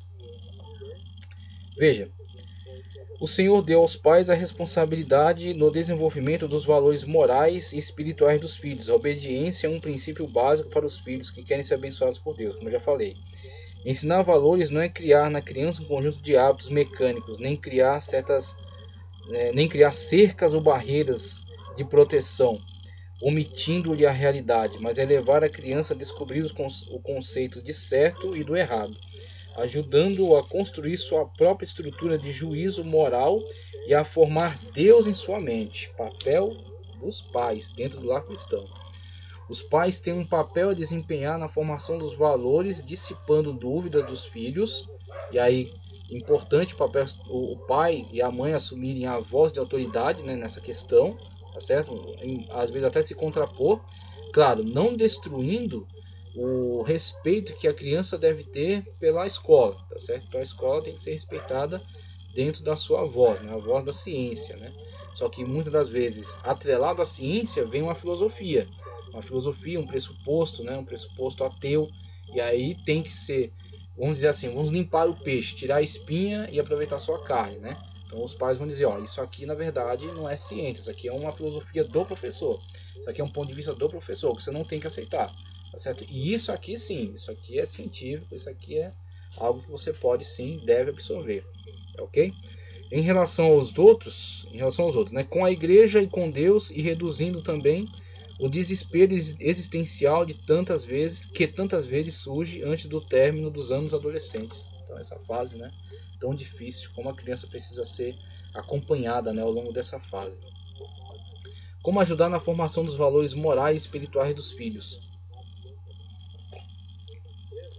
Um erro que os pais cometem, inclusive nessa fase, é entrar para um conceito que foi desenvolvido aí, que já está sendo combatido, né? Inclusive cito aí um grande pedagogo chamado Isamitiba.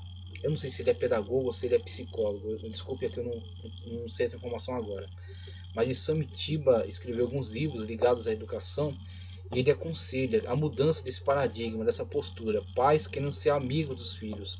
Então veja, uma coisa é o pai exercer seu papel de pai mesmo. Tá? Então você não precisa entrar por essa alçada de querer ser o amigo do filho. Você tem que ser o pai dele, tem que se comportar como pai. E como pai você tem acesso, né, àquilo que ele está vendo, aquilo que ele está recebendo de informações. Você tem um papel a desempenhar de companheirismo, de escutar as necessidades dele, né, de optar por um aconselhamento, de fazer laços, tá ok? Mas sempre lembrando-se do seu papel de orientador, do seu papel de autoridade, muitas das vezes. Quando se vê um risco iminente, tem que se usar sim do seu papel de autoridade para proibição, para a exortação dessa criança, para a correção, e a Bíblia recomenda até, se necessário, a vara, numa situação em que há alto risco, onde a criança vai se prejudicar fisicamente. É necessário muitas das vezes uma correção tanto mais enérgica, mas sempre visando sempre a educação e não descarregar a sua raiva. Quando um pai se deixa levar pela raiva e desconta essa raiva sobre o filho, querendo utilizar-se aí de uma correção um pouco mais severa, aí ele não está educando, ele está simplesmente descarregando sua raiva. E aí ele não está exercendo seu papel de educador. Então vemos que ele sempre tem que tomar cuidado com isso. Tudo tem que visar a melhoria, a segurança, o aperfeiçoamento da criança, e não uma válvula de escape para as frustrações dos adultos. Então tem que se tomar cuidado com isso. E o pai, né, ele tem um papel, a mãe tem um papel. Eles não são amigos da criança. Amigo ele tem na escola, ele tem no clube, ele tem na igreja. Em casa ele tem pai e mãe, que tem que ouvir, tem que aconselhar, orientar, consolar, mas também tem que corrigir e tem que proibir quando necessário. Se não há essa proibição dentro de casa, não cresce um adulto completo, porque um adulto completo sabe que há situações que não estão ao acesso dele e que lhe são proibidas, tá certo? E há outras que estão ao seu acesso e podem ser conquistadas. Se a pessoa não sabe o que é proibido, ela facilmente lançará a mão naquilo que não lhe pertence e será um ladrão. Será lançado na cadeia ou será morto, tá? Porque não foi proibido na hora certa. Então temos aí o papel fundamental que só pode ser desempenhado pelo pai e pela mãe. Não é pelo pastor, não é pelo professor, não é pelo psicólogo, muito menos pelo amigo. Aí o pai se torna amigo e o amigo também é amigo, só que aí faltou o pai. A pessoa que corrige, a pessoa que orienta, que exorta, tá certo? A pessoa que proíbe, em algumas vezes. Que só o pai e a mãe podem fazer isso. Vamos aí, a sociedade está nesse caos porque falta esse posicionamento. Como ajudar na formação dos valores morais e espirituais dos filhos? Discutam problemas morais com a finalidade de aumentar a consciência da vida moral e das decisões éticas. Precisa ser discutido, precisa ser falado, precisa ser comunicado o seu ponto de vista, o seu parecer em relação a isso. E mais, né, tem que ser exemplificado em atitudes. Participem do aperfeiçoamento da justiça no lar e na família. Para realizar isso, cada pessoa necessita ter um sentimento de envolvimento no processo decisório da família. Leiam juntos e conversem sobre as histórias bíblicas, a fim de se familiarizarem com os ensinos morais e espirituais fundamentados na autoridade. E aí caminhem dentro de caminhos conhecidos na Bíblia Sagrada. Né? Não precisa ir em coisas complexas, vá naquilo que é mais óbvio, naquilo que é mais claro, mais objetivo. Conversem a respeito de suas experiências e do desenvolvimento pessoal, com ênfase especial nas questões relacionadas aos porquês. Satisfaça a criança, né? Não vai conseguir ser totalmente satisfeito, porque a criança demanda muito conhecimento, muita curiosidade, mas naquilo que você puder. Né? Há alguns empecilhos na formação de valores, vejamos alguns deles. Divergência entre os pais. E aí tem que se chegar a um consenso, um acordo para o bem da criança. Então, a criança é a prioridade, ok? Então os pais podem discutir sim seus problemas de relacionamento, seus problemas existenciais, vamos colocar assim. Eles podem discuti-los dentro de um particular. As crianças não precisam ser envolvidas nas questões dos adultos, porque elas não têm complexidade mental nem formação emocional. Elas não suportam essa carga emocional. Então, quando os pais expõem as crianças a isso, gera diversos tipos de problemas, né? Frustração, insegurança, ansiedade, porque os pais não têm a consciência de discutir os seus problemas dentro de um ambiente particular. Misturam as crianças dentro dos seus problemas. Falta de maturidade. Por isso tem gente que só cresce, mas não amadurece. Os pais precisam conversar e concordar entre si acerca dos pontos que serão cobrados em relação à disciplina. A divergência gera dúvida e ansiedade. Exemplo, se um colocar o filho de castigo, o outro não deve tirar, a não ser que haja concordância entre ambos. Ensinamento e procedimentos diferentes. Os pais são modelos para os filhos. Seu comportamento e suas atitudes têm às vezes uma influência maior do que as suas palavras. Não adianta cobrar coisas que você mesmo não faz. Não adianta você mandar o seu filho orar se você não ora para que ele veja. Não adianta mandá-lo ler a Bíblia se você não lê, se ele não o vê lendo, ok? Então não adianta falar sem que você esteja também fazendo. Promessas não cumpridas. Os pais não devem prometer coisas aos filhos sabendo que não poderão cumprir, e também não devem barganhar com os filhos. Então existem coisas que são obrigações e a criança precisa ser conscientizada de coisas que são obrigações e devem ser feitas, independentemente de prêmio ou não. Então, muitas das vezes é melhor você quer dar algo à criança, dê porque você quis dar, tá certo? Mas quando você fica barganhando, parece que a pessoa sempre vai ter que ser premiada para fazer suas obrigações. E aí cresce uma pessoa que tem que ser sempre, uma pessoa que tem que ser sempre, vamos dizer assim, subornada, né? Então a pessoa tem que ser sempre subornada para que faça aquilo que na verdade é de sua obrigação. Se eles fazem ameaças ou prometem gratificá-los e não cumprem, os pais ficam ressentidos, os filhos, ficam ressentidos e passam a desacreditar seus pais. Transmissão de uma imagem negativa da igreja. Os pais devem ter cuidado com os comentários de fatos que acontecem dentro da igreja. Veja só, as pessoas às vezes ficam chocadas, né, com coisas que acontecem dentro da igreja e alegam, né, que saíram da igreja por causa disso, por causa daquilo. Você talvez tenha uma visão distorcida sobre a igreja. A igreja é um grande hospital espiritual, ok? Se existem pessoas com problemas, é lá que elas têm que ir. Então, se as pessoas problemáticas, né, as pessoas não problemáticas, que estão com a vida maravilhosa, são bem-vindas também. Vão lá, adoram a Deus, louvam, pregam, voltam para casa satisfeitas, bem, né, e fortalecidas em comunhão. Mas também é um hospital e é um pronto-socorro, na verdade. Então, se você quiser saber o que é uma igreja, vai na recepção de um pronto-socorro domingo de noite. Você vai ver lá o caos, né, a confusão que é, né, pessoas necessitadas, doentes, precisando, desesperadas. Eis a igreja. A igreja é um pronto-socorro para o mundo. Então, se há pessoas problemáticas, é lá mesmo que elas têm que ir, para que possam ser curadas e ter salvação e ter solução em Cristo Jesus. E assim sendo, óbvio, terão problemas. E se tem problemas, né, é esperado que esses problemas existam e que lá sejam tratados. Então, a pessoa ficar perplexa, ficar assustada, ou ficar, vamos dizer assim, se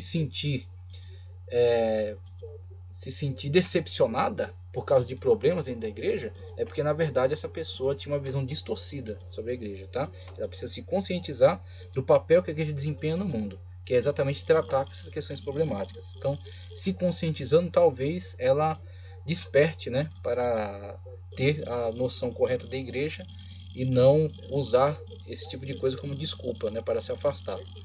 Se afirmamos frequentemente em casa que o ambiente da igreja não é bom, ou que os crentes não têm amor, quando os filhos crescerem não irão permanecer num ambiente que para eles não é saudável.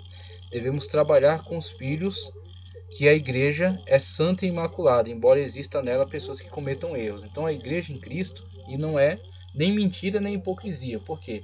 A igreja dos salvos em Cristo é constituída por aqueles que são de fato pessoas que estão em plena comunhão. Mesmo que as pessoas que estão em plena comunhão também têm problemas. Mas o que acontece? É exatamente lá onde as pessoas vão para encontrar solução para os seus problemas. Então esses problemas estão sendo tratados lá. E aí os filhos precisam ser conscientizados de que o papel da igreja é exatamente esse, tratar essas questões problemáticas. E assim elas podem ir na igreja,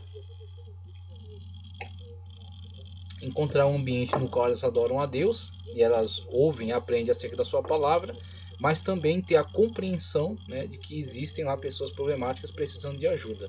Agora, na verdade, as crianças elas não precisam ser expostas a essa problemática. Isso é questão que é discutida em particular para as pessoas mais maduras, né? Pessoas que já têm mais uma solidez emocional para tratar dessas questões. Existem coisas que devem ser vedadas às crianças. As crianças não têm estrutura para isso. É que hoje, com a mudança da paradigma social e com dentro da escola o favorecimento, a questão de autonomia, a questão da respeito à opinião da criança, a interação da criança, né, dentro de assuntos um pouco mais delicados. Então, muitas vezes a criança entra com essa, ela vem da escola com essa mentalidade que ela tem que interferir, tem que participar dentro de alguns assuntos, e onde cabe ao adulto definir os assuntos que são abertos para as crianças e aqueles que não devem ser abertos, tá? Então cabe ao adulto maduro definir isso. A reorganização dos valores. Os valores formados durante a infância passam a fazer parte da personalidade do indivíduo. Aí veja que interessante, a personalidade e o caráter. A personalidade não é mudada, a personalidade é aperfeiçoada. Tá? Então tem algumas linhas de personalidade, inclusive a mais antiga, né? Inclusive é contestada, mas assim, é um modelinho mais simples, mais simplificado, mais antigo, que falava acerca do fleumático, do melancólico, do sanguíneo e do colérico. Tá? Então, vamos dizer assim, são linhas gerais, tá? E dentro deles tem as suas variantes. Então, nessas linhas gerais você tem um sanguíneo não se torna um colérico, tá? Um sanguíneo, aliás, não se torna um melancólico. Um fleumático não se torna um colérico, não é que você vai converter o colérico em fleumático para servir a Deus. Não, ele vai servir a Deus como uma personalidade colérica, explosiva. Só que a partir da palavra de Deus e a partir da ação do Espírito Santo de Deus, ele sabe controlar. Então ele canaliza essa característica explosiva para algo positivo, tá certo? Então ele é uma pessoa de ação. Ele não é mais uma pessoa de explosão de estupidez, mas sim de ação, no sentido, por exemplo, de trazer o bem para a sua família, defendê-la, ou ter uma ação um pouco mais efetiva. Tá? Então o melancólico vai controlar sua natural aspecto depressivo, negativo, e vai agora ser uma pessoa reflexiva, uma pessoa introspectiva, uma pessoa que traz as pessoas para uma reflexão um pouco maior. Então a personalidade é trabalhada, ok? Caráter é construído. Então caráter, né, os valores comunicados vão construir aquele caráter, tá certo? O conjunto dos valores éticos e morais que norteiam a sua ação, a sua conduta, a sua vida. Personalidade do indivíduo. Na adolescência, porém, passamos por um processo de reorganização desses valores. Muitos conceitos, atitudes e práticas de natureza moral e religiosa passam a ser questionados. Sentimos-nos cobrados, incompreendidos e achamos que nossos pais estão ultrapassados. Então isso será natural dessa fase, é uma fase de rebeldia, é uma fase de autoafirmação, a pessoa está buscando sua própria personalidade, sua própria marca, né? Então ela está buscando aí a sua individualização, né? Ela quer ser uma pessoa individual, ter a sua própria marca e diferenciar-se da sua família. Então, é uma fase difícil, mas ela pode ser sim passada, atravessada, percorrida de uma forma segura, orientado pela palavra de Deus, com uma base boa de formação na primeira infância, né, no desenvolvimento a partir da pré-adolescência. E quando chega-se nessa fase difícil, geralmente aqueles que foram bem instruídos não vão debandar tanto, né, para uma questão mais, vamos dizer assim, não vão debandar tanto para uma questão mais anárquica, né, em relação à família. Vão ter algumas manifestações de individualismo, querendo buscar sua própria marca, né, sua própria individualização, seu próprio ser, mas isso não vai se traduzir em coisas tão absurdas. Temos aí um trabalho que tem que ser feito gradativamente para que a família possa atravessar essas fases um pouco mais difíceis. O valor da palavra de Deus na formação dos valores é fundamental nessa fase de educação dos filhos, principalmente dos adolescentes. Os pais buscarem familiarizar-se com a Bíblia, a palavra de Deus, que é um manual prático de ensinos morais e espirituais. Toda escritura divinamente inspirada é proveitosa para ensinar, para redarguir, para corrigir, para instruir em justiça. 2 Timóteo 3,16. A mudança dos valores. Muitas vezes precisamos mudar alguns conceitos errados que aprendemos, principalmente se não fomos criados num lar cristão. Aí tem a necessidade da mudança também por parte dos pais, né, dos educadores. Os valores podem mudar ou ser mudados, ainda que não se trate de uma tarefa fácil, uma vez que já estão arraigados à personalidade. Contudo, a mudança pode ocorrer como resultado de uma nova experiência. Experimente uma nova vida em Cristo. Assim que se alguém está em Cristo, nova criatura é. As coisas velhas já passaram, eis que tudo se fez novo. Então, obviamente, é uma nova pessoa, tem novos conceitos de vida, novas éticas, novos valores morais, né? Valores morais e éticos. A transformação começa pela mente, que é a metanoia, né? A mudança de mente, é a conversão. Que se preze, ela passa por uma metanoia e um epistrefo, mudança de mente, mudança de atitude. Primeiro de mente, para que a atitude seja então um reflexo, né, dessa mudança de mente. A transformação começa pela mente. A mente é parte intelectual do homem. Dela procedem coisas boas e más. Mateus 15:19, Provérbios 4:23. A mente humana não funciona como um computador, que quando não queremos mais algo, simplesmente selecionamos e apagamos, deletamos ou jogamos na lixeira. Na verdade, nem sempre nos desvencilhamos de pensamentos maus e pecaminosos. Entretanto, podemos renovar nossa mente todos os dias por intermédio da palavra de Deus. A renovação da mente dá-se através de um processo de substituição das coisas ruins e prejudiciais por coisas boas e agradáveis. Se você colocar, por exemplo, um copo com leite debaixo de uma torneira aberta, observará inicialmente que o copo transbordará. Em seguida, após alguns instantes, não haverá mais leite, e assim água no copo. Veja que o leite será substituído pela água, mesmo não sendo necessário derramá-lo. Assim, se você diariamente procurar implantar a palavra de Deus na mente e no coração, com certeza alcançará uma mente renovada e as coisas ruins e desagradáveis sairão e darão lugar a coisas boas da parte de Deus. Filipenses 4:8. Uma mente renovada é sinônimo de uma vida transformada. O apóstolo Paulo afirma que, quando experimentamos essa transformação, conhecemos a vontade de Deus, que é boa, agradável e perfeita para ele. Romanos 12:2. A transformação dos educadores, hein? Transformação de vida para então comunicarem bons valores aos seus filhos. Quando devemos começar a formar valores? Alguns pais não sabem quando devem exatamente começar a ensinar valores. Uns esperam a época de a criança ir à escola para achar que esse seja o momento em que ela começa a aprender. Outros esperam a criança aprender a ler, pois acreditam que só assim ela será capaz de assimilar o que está sendo ensinado. Outros, porém, esperam a criança completar 7 anos de idade. Chamada idade da razão, né? Fazem que ela será capaz de distinguir o que é certo e o que é errado. Entretanto, os que assim pensam perdem a fase mais importante da vida da criança, a fase entre 0 e 7 anos, época em que a sua personalidade é formada. Veja só, hein? Interessante como é importante a atenção nessa fase, essa fase inicial, né, da vida da criança. Então, temos que desmistificar esses conceitos, né? Esse conceito de que a criança adquire a razão aos 7 anos. Isso não tem base, tá? Então é um desenvolvimento biológico que não pode ser marcado. Então a criança é exposta a diversos tipos de ambientes que podem instigar o desenvolvimento da sua racionalidade e outros que a mantêm um pouco mais na fase da inocência. Então não tem uma fase cravada, né? Então isso aí vai desenvolvimento e também existe a resposta da criança ao meio, né? Então a criança, algumas avançam um pouco mais rápido, outras um pouco mais devagar, tá? Então tem que ser abordado desde o início mesmo. O ensino bíblico deve ser iniciado imediatamente após o nascimento do filho. Há quem questione isso por argumentar que ao nascer a criança não tem uma visão e audição totalmente desenvolvidas. Ela responde apenas a alguns estímulos, porém, apesar de a criança ainda não conseguir assimilar o que está sendo passado, ela, no entanto, começa a ficar acostumada com os sons e imagens repetidas com frequência. Não é por acaso que uma das primeiras palavras que ela aprende a balbuciar é mamãe. O êxito do trabalho dos pais na formação dos valores depende de como e quando esses valores são passados. Vejamos algumas sugestões de como devemos agir. Veja só. 0 a 2 anos. Segundo a psicanálise, nessa fase, a amamentação é o momento mais gratificante para a criança.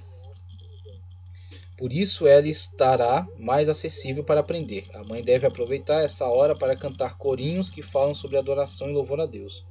Músicas como Boi da Cara Preta, né? Pega essa criança que tem medo de careta.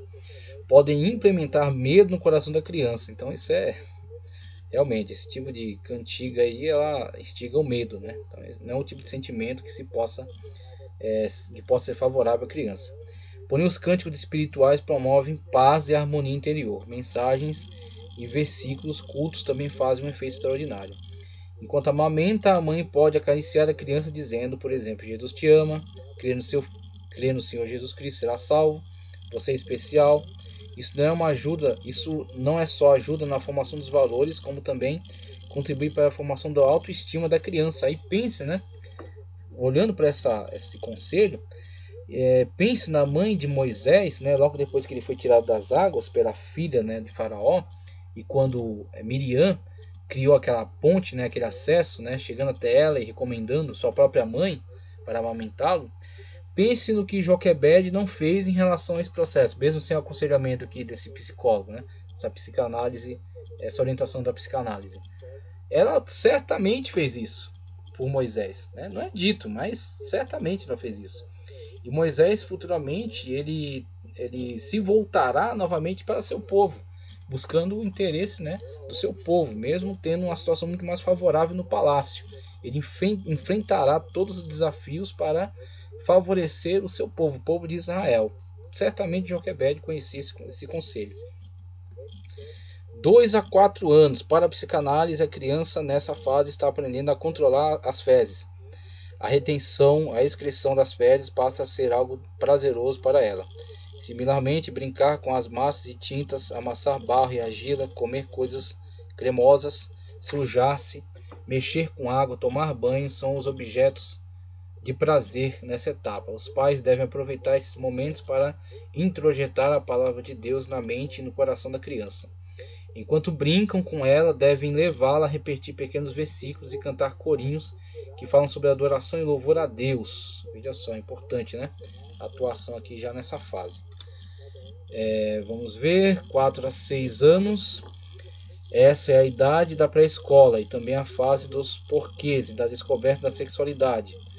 É comum a criança nessa idade mexer frequentemente e exibir seus órgãos genitais. Os pais precisam ter bastante cuidado e sabedoria para não traumatizar a criança. Então, o pai não pode projetar na criança a sua visão, por exemplo, né, sua visão, seus tabus, né, suas visões às vezes um tanto distorcidas sobre a sexualidade, porque na criança essa é uma descoberta do seu corpo, não há ainda toda aquela carga, né, de representações de sensualidade, tá? Mas simplesmente a descoberta da sua sexualidade como um órgão, né, como um braço, uma perna, a mão e também o seu órgão genital. Então tem que sempre tentar se colocar no lugar da criança para não projetar nela os seus próprios preconceitos. Nem gerar ansiedade, medo, vergonha ou nojo do sexo, né? Isso aí pode ser um conceito extremamente negativo comunicado já nessa fase, né? Nessa idade.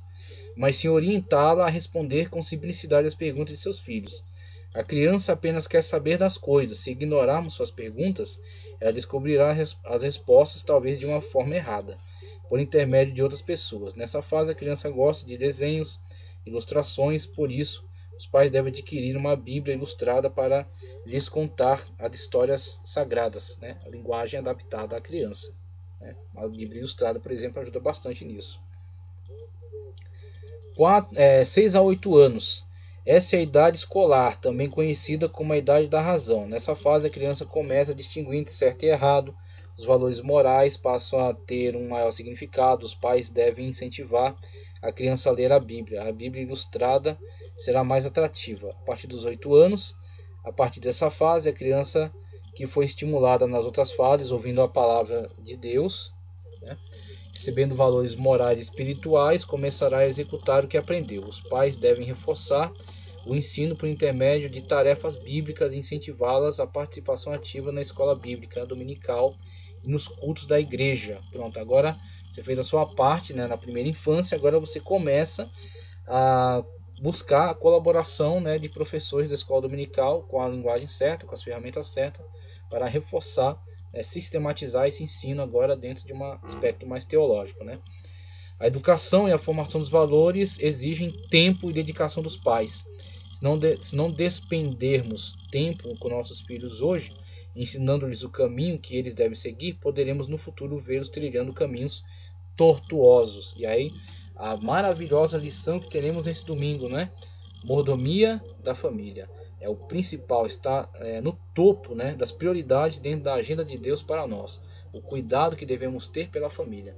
Não adianta você ser um bom ministro do Evangelho, ser um bom pregador, um bom missionário, tá certo? Um bom evangelista, se você deixa desamparada emocionalmente, afetivamente, financeiramente, tá certo? Sua família. Se você assim o faz, você inverteu os valores e certamente diante de Deus você não será respeitado, você não será honrado.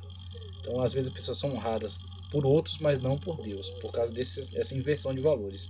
A família vem primeiro. O ensino bíblico no lar. A família vem perdendo sua função principal na educação dos filhos. Infelizmente, nos dias atuais, a sociedade passou a ditar as normas, né? O Estado quer trazer para si, até por causa de uma mentalidade totalitarista, né? Adotada pelo Estado, anulando os bons princípios estabelecidos pela família. O papel mediador na função socializadora da família sofreu uma alteração radical. Os filhos, principalmente os adolescentes que recebiam da família a herança cultural e social, passaram a assumir o papel intermediário, absorvendo diretamente da sociedade toda a influência comportamental quanto à linguagem, usos, costumes, valores, crenças, etc., alterando a estrutura familiar. Embora alguns digam que a geração atual de adolescentes vem recebendo dos pais uma educação muito mais conservadora do que estes receberam dos avós. Com isso, observa-se uma desorientação dos pais na maneira de educar os filhos, pois muitos não sabem dosar a liberdade que tanto se lutou para conquistar, tendendo assim a entrar na onda do é proibido proibir, né? Esse proibido proibir que gerou tanta desgraça nesse país, né? Então veio a licenciosidade que tem sido adotada dentro da sociedade, todos os seus danos, né? Toda a liberalidade sexual, né? E os prejuízos que têm sido advindos dela. Ou então ficam confusos na hora de impor limites necessários à educação dos filhos. Especialistas dizem que é importante saber a hora de dizer não aos filhos e equilibrar os desejos destes com aquilo que se pode permitir. Entretanto, há que se entender que no processo de crescimento dos filhos, eles passam a ter uma autonomia natural. Por isso, nesse momento, os pais devem não apenas procurar entender o quanto devem acompanhar os filhos, deixando-os um pouco livre, para que aprendam a defender-se e enfrentar as dificuldades e criar soluções próprias para os seus problemas. Importante, né? Então, é a liberdade vigiada, né? Você vai vendo até quando essa liberdade pode ser cedida e toma as rédeas quando necessário. Em meio a essa desordem, percebe-se que a sociedade já não valoriza mais os princípios morais e éticos, mas de forma coercitiva impõe uma nova filosofia de vida, desprovida de responsabilidade e pudor. Já é o bastante ligarmos um aparelho de televisão durante alguns minutos em qualquer horário do dia para nos depararmos com cenas de violência, promiscuidade, palavrões, gestos obscenos, etc. É uma situação vergonhosa. Lamentavelmente, muitos educadores encaram essa situação como sendo algo normal. Aí vai os pressupostos, né? As premissas adotadas aí pela filosofia de vida dos educadores. Então eles vão comunicar isso aos seus educandos. E os pais, se não fizerem o contraponto, serão vencidos. A tal ponto que chega um determinado momento em que você chega a certa altura e você percebe que você está vivendo com um estranho. Que seu filho não tem nada daquilo que você pretendia comunicá-lo, porque você faltou com a sua responsabilidade. Como o adolescente está num processo de identificação, torna-se mais suscetível e absorve com mais facilidade esses valores, sem contudo distingui-los. Ele não tem esse juízo moral, né, essa crítica para distingui-los. É o adulto que tem. Por menos formação técnica que tenha, ele tem esse juízo moral, né, que é advindo de experiências de vida. Conselhos práticos. Os pais, no entanto, não devem desistir de ensinar. Deixa eu passar aqui. Os pais, no entanto, não devem desistir de ensinar os bons princípios aos filhos, porém não adianta estabelecer normas de condutas por imposição, principalmente quando se trata do adolescente. O ensino deve ser aplicado com paciência e amor. Também não adianta apenas falar. Deve-se da mesma forma ser exemplo para os filhos. Faz necessário dialogar com os filhos sobre os vários assuntos que fazem parte do cotidiano deles, como sexo, drogas, etc. Fazer de certos assuntos com os filhos, apesar de não ser fácil, não é uma missão impossível. Para muitos pais é um tanto embaraçoso falar sobre sexualidade com os filhos na atualidade. Porém, os filhos prematuramente já têm um contato com questões sobre sexualidade, drogas e violência, entre outras. Cabe aos pais instruírem os filhos usando as ferramentas apresentadas na Palavra de Deus para lidarem com essas questões. É bem verdade que os pais devem estar informados sobre determinados assuntos embaraçosos do cotidiano dos filhos. Só que para falar sobre esses assuntos complicados, né, entre aspas, não é necessário preparar nenhum longo sermão. Basta aproveitar os momentos em que os filhos fazem algum questionamento ou então ter coragem e sabedoria para abordar o assunto com eles em determinados momentos. Da mesma forma Ainda que os pais estejam inseguros, eles não precisam ficar bravos ou envergonhados quando os filhos fizerem determinados questionamentos embaraçosos. Esse é o ponto. Tem que dar a liberdade da criança se expressar. Então não é que você vai concordar com tudo que ela diga, mas você pelo menos tem que dar a liberdade dela se expressar. Se existe algum tipo de constrangimento, ela vai se fechar. Se ela se fechar, você não vai ter mais conhecimento acerca desse problema e não vai poder tratá-lo. Então tem que haver a liberdade para se perguntar qualquer coisa, liberdade para se falar. A partir dessa liberdade dada, uma orientação em amor, tá certo? Só usando a severidade quando você vê um caso de risco iminente, tá certo? Inclusive a proibição. Mas é necessário que se crie um ambiente de liberdade para que você possa estar sempre analisando em que pé anda, né, os assuntos dessa criança. Seja sincero, haja com tranquilidade e responda na medida do possível usando uma linguagem simples e apropriada a cada idade. O que você sabe sobre o assunto? E admita também quando não souber e que procurará por informações para responder. Segundo os especialistas, quando os pais conversam com os filhos sobre determinados assuntos constrangedores, entre aspas, acabam ficando mais próximos destes, o que facilita a proteção dos mesmos das informações erradas, das influências das más companhias, bem como das pressões negativas que o mundo pode fazer.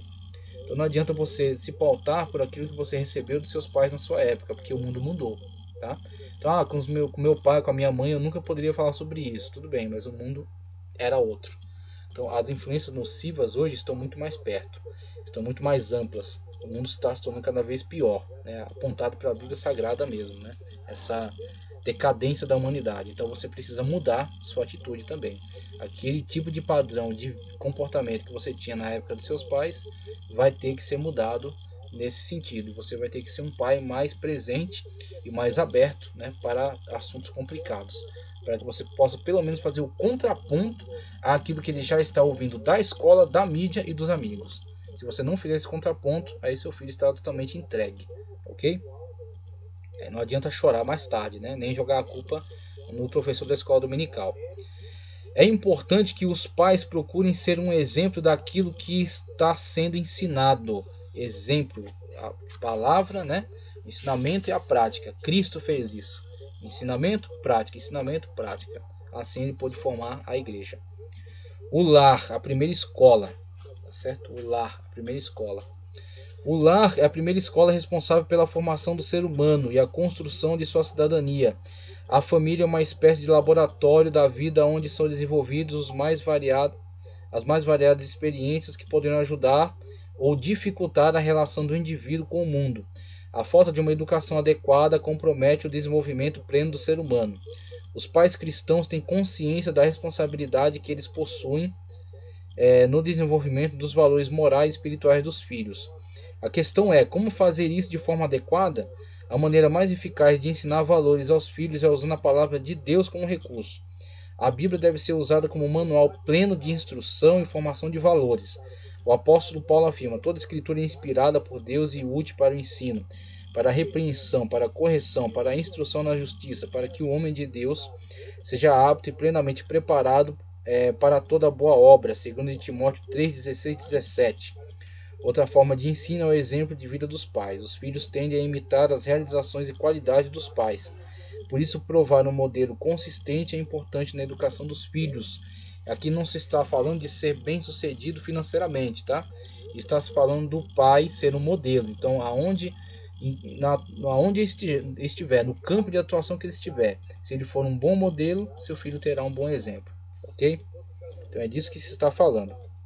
E quando você não tem a complexidade, né, a capacidade de abordar certos assuntos bíblicos, coloque seu filho diante de alguém que tem. Adalto Lourenço, por exemplo, é um grande cientista e aborda questões bíblicas de uma forma muito importante. Chama seu filho, põe um vídeo na internet e assiste junto com ele. Não assiste só comédia, não assiste só jogo, não assiste só porcarias da televisão. Veja uma coisa construtiva com seu filho. Não mande ele assistir, assista com ele, tá certo?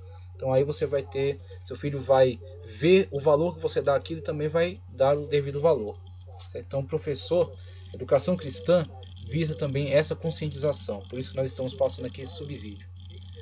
O papel da EBD na formação dos valores, educação cristã voltada agora dentro do papel da igreja e do departamento de EBD, né, educação, escola bíblica dominical, né, no desempenho que tem, a forma como pode marcar a vida da criança.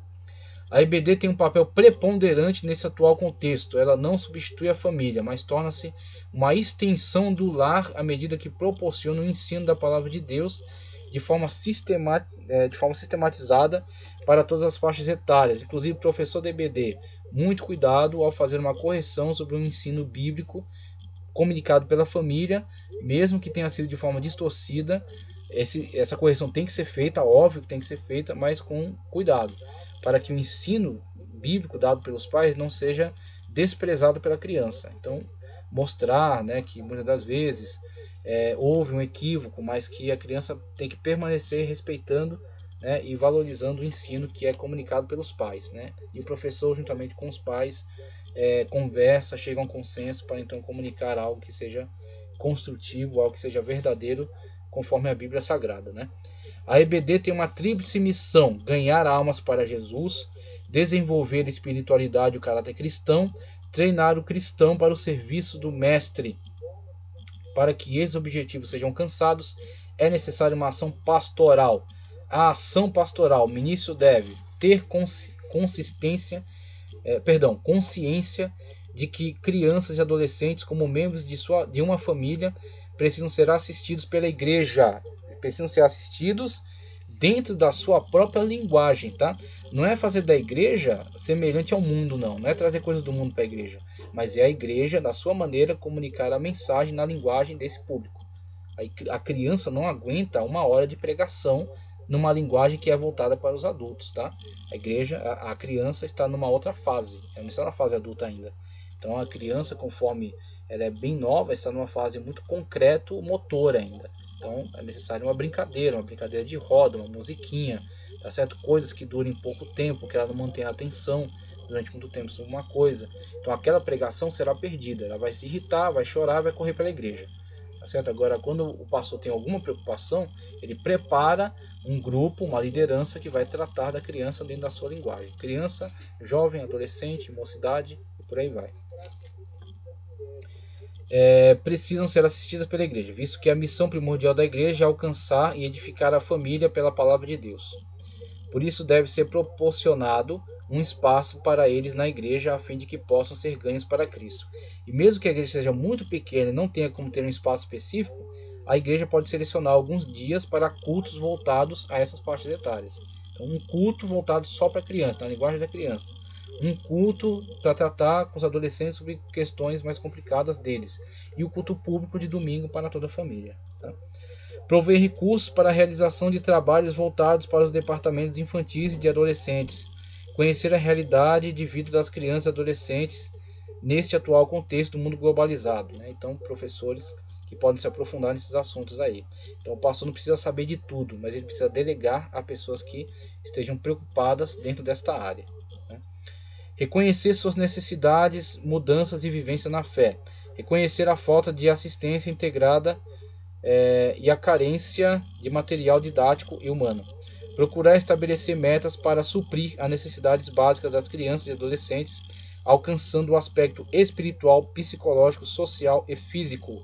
O pastor que se preocupa desta maneira e tem essa atuação, ele muda a sociedade à sua volta. Uma igreja pode ser uma porta de salvação dentro de uma comunidade. Se conscientize disso. Educação cristã também é para isso, tá? Então, se o pastor se conscientizar disso e tiver a atuação correta, ele muda a sociedade à sua volta. Filósofos já têm percebido isso. A igreja, inclusive, entra em lugares onde o Estado às vezes não entra, tá? Agora tem que entrar para fazer algo bom, né? Pra fazer algo que seja transformador para o bem.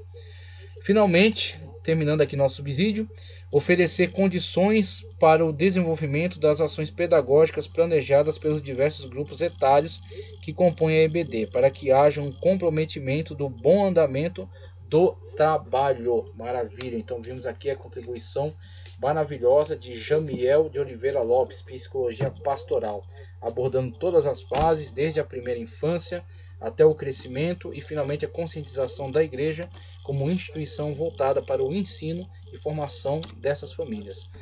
Na próxima aula, continuidade, falaremos sobre finalidade da educação e vamos começar a analisar alguns postulados filosóficos, né, que vão se comportar de maneiras diferentes em relação à educação, como isso pode ser definido e alguns pontos que queremos colocar aqui de referenciais importantes na educação. Depois prosseguir, educação primitiva, história básica da educação, educação judaica cristã e depois alguns outros apontamentos. Se você gostou do vídeo, curte por favor, compartilha, tá ok? E inscreva-se no nosso canal. Deus continue abençoando grandemente sua vida em nome do Senhor Jesus.